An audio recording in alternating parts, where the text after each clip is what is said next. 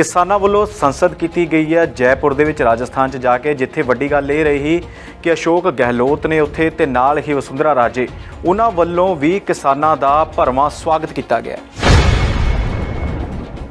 ਉੱਥੇ ਜਿਹੜੇ ਲੋਕ ਆਏ ਉਹਨਾਂ ਨੇ ਬਾਕਾਇਦਾ ਇਹਨਾਂ ਕਾਨੂੰਨਾਂ ਬਾਰੇ ਵਿਸਥਾਰ ਵਿੱਚ ਜਾਣੂ ਕਰਾਇਆ ਵੀ ਇਹਨਾਂ 'ਚ ਕਾਲਾ ਕੀ ਅਸ਼ੋਕ ਗਹਿਲੋਤ ਹੋਰਾਂ ਨੇ ਉਹਦਾ ਦੀ ਉੱਥੋਂ ਦੇ ਮੁੱਖ ਮੰਤਰੀ ਨੇ ਉਹਨਾਂ ਨੇ ਸਵਾਗਤ ਕੀਤਾ ਕਿਉਂਕਿ ਉਹ ਕਾਂਗਰਸ ਦੇ ਨੇ। ਜਦੋਂ ਕਾਂਗਰਸ ਦਾ ਵੱਡਾ ਆਗੂ ਬੀਬੀ ਸੋਨੀਆ ਗਾਂਧੀ, ਰਾਹੁਲ ਗਾਂਧੀ ਵਗੈਰਾ, ਪ੍ਰਿੰਕਾ ਗਾਂਧੀ ਇਹਦਾ ਕਾਨੂੰਨਾਂ ਦਾ ਵਿਰੋਧ ਕਰਦੇ ਨੇ ਤਾਂ ਅਸ਼ੋਕ ਗਹਿਲੋਤ ਨੇ ਤਾਂ ਕਰਨਾ ਹੀ ਸੀ। ਉਹਨਾਂ ਨੇ ਆਪਦੇ ਰਾਜ ਵਿੱਚ ਇਸ ਪੰਚਾਇਤ ਦਾ, ਇਸ ਸੰਸਦ ਦਾ ਸਵਾਗਤ ਕੀਤਾ ਕਿ ਕਿਸਾਨਾਂ ਦੇ ਜਿਹੜੇ ਇਹ ਮੰਗਾਂ ਨੇ ਬਿਲਕੁਲ ਸਹੀ ਨੇ, ਅਸੀਂ ਉਹਨਾਂ ਦੀ ਹਮਾਇਤ ਕਰਦੇ ਹਾਂ। ਇੱਕ ਮੁੱਖ ਮੰਤਰੀ ਦਾ, ਕਿਉਂਕਿ ਉਹਨਾਂ ਦੇ ਰਾਜ ਦੇ ਵਿੱਚ ਇਹ ਸਾਰਾ ਕੁਝ ਹੋਇਆ, ਸਵਾਗਤ ਕਰਨਾ ਇੱਕ ਵੱਡੀ ਗੱਲ ਹੁੰਦੀ ਹੈ। ਤੇ ਬੀਬੀ ਵਸੁੰਧਰਾ ਰਾਜੇ ਵੀ ਇਹਦੇ ਵਿੱਚ ਜਿਹੜੇ ਨੇ ਉਹ ਕਿਸਾਨਾਂ ਦੀ ਹਮਾਇਤ 'ਚ ਖੜਦੇ ਨਜ਼ਰ ਆਏ ਕਿ ਕਿਸਾਨਾਂ ਦੀਆਂ ਜਿਹੜੀਆਂ ਮੰਗਾਂ ਨੇ ਉਹ ਠੀਕ ਨੇ। ਅੱਜ ਕੱਲ੍ਹ ਬੀਬੀ ਵਸੁੰਧਰਾ ਰਾਜੇ ਦਾ ਵੀ ਭਾਜਪਾ ਦੇ ਨਾਲ ਕੋਈ ਮਨਮੁਟਾਵ ਚੱਲ ਰਿਹਾ ਜੀ। ਖੇਤੀ ਕਾਨੂੰਨਾਂ ਦਾ ਇੱਕ ਵਾਰ ਫਿਰ ਵਿਰੋਧ ਕੀਤਾ ਗਿਆ ਮਮਤਾ ਬੈਨਰਜੀ ਵੱਲੋਂ। ਪੱਛਮੀ ਬੰਗਾਲ ਦੇ ਮੁੱਖ ਮੰਤਰੀ ਨੇ ਉਹਨਾਂ ਵੱਲੋਂ ਗੁਰਦੁਆਰਾ ਸਾਹਿਬ ਵਿਖੇ ਜਾ ਕੇ, ਭਵਾਨੀਪੁਰ ਇੱਕ ਜਗ੍ਹਾ ਹੈ ਉੱਥੇ ਜਾ ਕੇ ਗੁਰਦੁਆਰਾ ਸਾਹਿਬ ਵਿਖੇ ਨਤਮਸਤਕ ਹੋਏ ਨੇ ਤੇ ਕਿਹਾ ਹੈ, ਜ਼ੋਰ ਦੇ ਕੇ ਕਿਹਾ ਹੈ ਕਿ ਖੇਤੀ ਕਾਨੂੰਨ ਵਾਪਸ ਲਏ ਜਾਣ। ਜਿਹੜੀ ਬੀਬੀ ਮਮਤਾ ਬੈਨਰਜੀ ਹੈ ਉਹ ਮੁੱਖ ਮੰਤਰੀ ਹੈ, ਉਹ ਹੁਣ ਚੋਣ ਵੀ ਲੜ ਰਹੇ ਨੇ ਉੱਥੇ। ਕਿਸਾਨਾਂ ਦੀ ਵੱਡੀ ਹਮਾਇਤ ਜਿਹੜੀ ਹੈ ਉਹ ਬੀਬੀ ਮਮਤਾ ਦੇ ਹੱਕ 'ਚ ਭੁਗਤੀ ਹੈ। ਕਿਸਾਨਾਂ ਨੇ ਕਿਹਾ ਵੀ ਇੱਕ ਚਿੱਠੀ ਲਿਖੀ ਗਈ ਸੀ ਜਿਹੜੀ ਬੰਗਲ ਭਾਸ਼ਾ ਦੇ ਵਿੱਚ ਵੰਡੀ ਗਈ, ਉਹਦਾ ਬੜਾ ਵੱਡਾ ਅਸਰ ਹੋਇਆ ਤੇ ਬੀਬੀ ਮਮਤਾ ਬੈਨਰਜੀ ਨੇ ਕਿਸਾਨਾਂ ਦਾ ਧੰਨਵਾਦ ਵੀ ਕੀਤਾ ਸੀ, ਤੁਸੀਂ ਕੀਤਾ। ਇਸੇ ਕਰਕੇ ਤਾਂ ਕਿਸਾਨਾਂ ਦੇ ਹੌਸਲੇ ਬੁਲੰਦ ਨੇ ਕਿ ਹੁਣ ਯੂਪੀ ਦੇ ਵਿੱਚ ਯੋਗੀ ਨੂੰ ਵੀ ਉਹ ਚਿੱਠੀ ਦਾ ਸਬਕ ਸਿਖਾਉਣਾ ਹੈ। ਸੋ ਉਹਨਾਂ ਨੇ ਕੱਲ ਜਿਹੜਾ ਗੁਰਦੁਆਰਾ ਸਾਹਿਬ ਹੈ ਭਵਾਨੀਪੁਰ ਦਾ, ਉਹਦੇ ਵਿੱਚ ਜਾ ਕੇ ਮੱਥਾ ਟੇਕਿਆ। ਮੱਥਾ ਟੇਕਣ ਤੋਂ ਬਾਅਦ ਉਹਨਾਂ ਨੇ ਕਿਹਾ ਕਿ ਕਾਨੂੰਨ ਗਲਤ ਨਹੀਂ, ਇਹ ਕਾਨੂੰਨ ਕਦਾਚਿਤ ਮੈਂ ਆਪਦੀ ਰਾਜ ਦੇ ਵਿੱਚ ਲਾਗੂ ਨਹੀਂ ਕਰਨ ਦੇਵਾਂਗੀ। ਖੇਤੀ ਕਾਨੂੰਨਾਂ ਦੇ ਉੱਤੇ ਉਹਦੇ ਵਿਰੋਧ ਦੇ ਵਿੱਚ ਸ਼੍ਰੋਮਣੀ ਅਕਾਲੀ ਦਲ ਵੱਲੋਂ ਫੈਸਲਾ ਕੀਤਾ ਗਿਆ ਸੀ ਕਿ ਉਹ ਦਿੱਲੀ ਦੇ ਵਿੱਚ ਰੋਸ ਮਾਰਚ ਕੱਢਣਗੇ। ਗੁਰਦੁਆਰਾ ਰਕਾਬਗੰਜ ਸਾਹਿਬ ਤੋਂ ਇਹ ਮਾਰਚ ਸ਼ੁਰੂ ਹੋ ਕੇ ਸੰਸਦ ਤੱਕ ਜਾਣਾ ਸੀ। ਦਿੱਲੀ ਦੀ ਪੁਲਿਸ ਹੈ ਜਿਹੜੀ ਉਹ ਹੈਗੀ ਆ ਲਾਅ ਐਂਡ ਆਰਡਰ ਸਾਰੇ ਦਾ ਸਾਰਾ ਕੇਂਦਰ ਸਰਕਾਰ ਦੇ ਅਧੀਨ। ਪਤਾ ਨਹੀਂ ਇਹਨਾਂ ਨੂੰ ਕਿਉਂ ਪਤਾ ਨਹੀਂ, ਤਕਰੀਬਨ 2.5 ਦਹਾਕੇ ਭਾਈਵਾਲ ਵੀ ਰਹੇ ਨੇ ਉਹਨਾਂ ਦੇ ਨਾਲ, ਕੇਂਦਰ ਦੀਆਂ ਸਰਕਾਰਾਂ ਦੇ ਵਿੱਚ ਹਿੱਸੇਦਾਰੀ ਵੀ ਰਹੀ ਹੈ। ਅਜੇ ਕੁਝ ਦਿਨ ਪਹਿਲਾਂ ਹੀ ਬੀਬੀ ਹਰਸਿਮਰਤ ਕੌਰ ਬਾਦਲ ਛੱਡ ਕੇ ਆਈ ਹੈ ਮੰਤਰੀ ਮੰਡਲ ਨੂੰ। ਉਹਨੂੰ ਪਤਾ ਹੋਣਾ ਚਾਹੀਦਾ ਕਿ ਕੇਂਦਰ ਦੀ ਪੁਲਿਸ ਜਿਹੜੀ ਆ ਕੇਂਦਰ ਕੋਲੇ ਹੈ ਤੇ ਇਹਨਾਂ ਨੂੰ ਉੱਥੇ ਮਾਰਚ ਕੱਢਣ ਦੀ ਮਨਜ਼ੂਰੀ ਜਿਹੜੀ ਹੈ ਸਰਕਾਰ ਨੇ ਨਹੀਂ ਦਿੱਤੀ। ਇਹਨਾਂ ਦਾ ਕਹਿਣਾ ਕਿ ਅਸੀਂ ਉੱਥੇ ਮਾਰਚ ਕੱਢਾਂਗੇ, ਕੱਢ ਲੈਣ। ਜੇ ਉੱਥੇ ਲਾਅ ਐਂਡ ਆਰਡਰ ਦੀ ਸਥਿਤੀ ਦੇ ਵਿੱਚ ਇਹ ਸਿਆਸੀ ਪਾਰਟੀ ਹੈ, ਦੂਜਿਆਂ ਵਾਂਗ ਇਹ ਵੀ ਕੱਢੇ ਉਹਨਾਂ ਆਪਦਾ ਜਾ ਕੇ। ਜੇ ਵਿਰੋਧ ਕਰਦਿਆਂ ਨੂੰ ਅੱਗੇ ਪੁਲਿਸ ਮਾੜਾ ਮੋਟਾ ਫੜ ਲੈਂਦੀ ਹੈ ਤਾਂ ਅਸਲ ਦੇ ਵਿੱਚ ਇਹ ਆਪਦੀ ਗੁਆਚੀ ਹੋਈ ਜ਼ਮੀਨ ਨੂੰ ਮੁੜ ਤਲਾਸ਼ਦੇ ਫਿਰਦੇ ਆ ਵੀ ਕਿਸੇ ਨਾ ਕਿਸੇ ਤਰੀਕੇ ਦੇ ਨਾਲ ਅਸੀਂ ਕਿਸਾਨਾਂ ਦੇ ਵਿੱਚ ਵੜ ਜਾਈਏ, ਕਿਸਾਨਾਂ ਨੂੰ ਇਹ ਕਹੀਏ ਦੇਖੋ ਵੀ ਅਸੀਂ ਤਾਂ ਸਭ ਤੋਂ ਵੱਧ ਹਮਾਇਤੀ ਆ, ਇਸ ਤੋਂ ਇਲਾਵਾ ਹੋਰ ਕੁਝ ਨਹੀਂ ਹੈਗਾ। ਨਵਜੋਤ ਸਿੱਧੂ ਦਾ ਕਹਿਣਾ ਹੈ ਕਿ ਜਿਹੜੇ ਖੇਤੀ ਕਾਨੂੰਨ ਨੇ ਉਹਦੇ ਲਈ ਜ਼ਿੰਮੇਵਾਰ ਜਿਹੜੀ ਆ ਉਹ ਅਕਾਲੀ ਨੇ। ਤੇ ਦੂਜੇ ਪਾਸੇ ਹਰਸਿਮਰਤ ਕੌਰ ਬਾਦਲ ਨੂੰ ਵੀ ਜਵਾਬ ਦਿੱਤਾ ਕੈਪਟਨ ਸਾਹਿਬ ਨੇ। ਉਹਨਾਂ ਨੇ ਕਿਹਾ ਹੈ ਕਿ ਹਰਸਿਮਰਤ ਕੌਰ ਬਾਦਲ ਨੂੰ ਤਾਂ ਨੈਤਿਕਤਾ ਦੇ ਆਧਾਰ ਤੇ ਬੋਲਣਾ ਹੀ ਨਹੀਂ ਚਾਹੀਦਾ। ਸਿਆਸੀ ਲੋਕਾਂ ਨੇ ਇੱਕ ਦੂਜੇ ਦੇ ਉੱਤੇ ਦੁਸ਼ਮਣਬਾਜ਼ੀਆਂ ਕਰਨੀਆਂ ਨੇ, ਪਰ ਜਿਵੇਂ ਅਕਾਲੀ ਦਲ ਘਿਰਿਆ ਹੋਇਆ, ਖਾਸ ਕਰ ਬੇਅਦਬੀ ਦੇ ਮਾਮਲੇ ਤੋਂ ਬਾਅਦ ਅਕਾਲੀ ਦਲ ਬੁਰੀ ਤਰ੍ਹਾਂ ਘਿਰ ਗਿਆ। ਜਿਹੜਾ ਸੁਪਨੇ ਸੋਚੀ ਬੈਠਾ ਸੀ ਕਿ ਅਸੀਂ 25 ਸਾਲ ਰਾਜ ਕਰਨਾ ਹੈ, ਉਹ 10 ਸਾਲਾਂ ਤੋਂ ਬਾਅਦ ਹੀ ਦੁਬਾਰਾ ਮਤਲਬ ਸੱਤਾ 'ਚ ਤਰਲੋ ਮੱਛੀ ਹੋ ਰਹੇ ਨੇ। ਨਵਜੋਤ ਸਿੱਧੂ ਨੇ ਬੜੇ ਡਾਟੇ ਦੇ ਨਾਲ ਇਹਨਾਂ ਤੇ ਇਲਜ਼ਾਮ ਲਾਇਆ ਤੇ ਇਹਨਾਂ ਦੇ ਕਿਸੇ ਬੰਦੇ ਨੇ ਉਹਨੂੰ ਕੋਈ ਡਾਟਾ ਆਧਾਰਿਤ ਖੰਡਨ ਨਹੀਂ ਕੀਤਾ ਜਿਵੇਂ ਹੋਣਾ ਚਾਹੀਦਾ ਸੀ।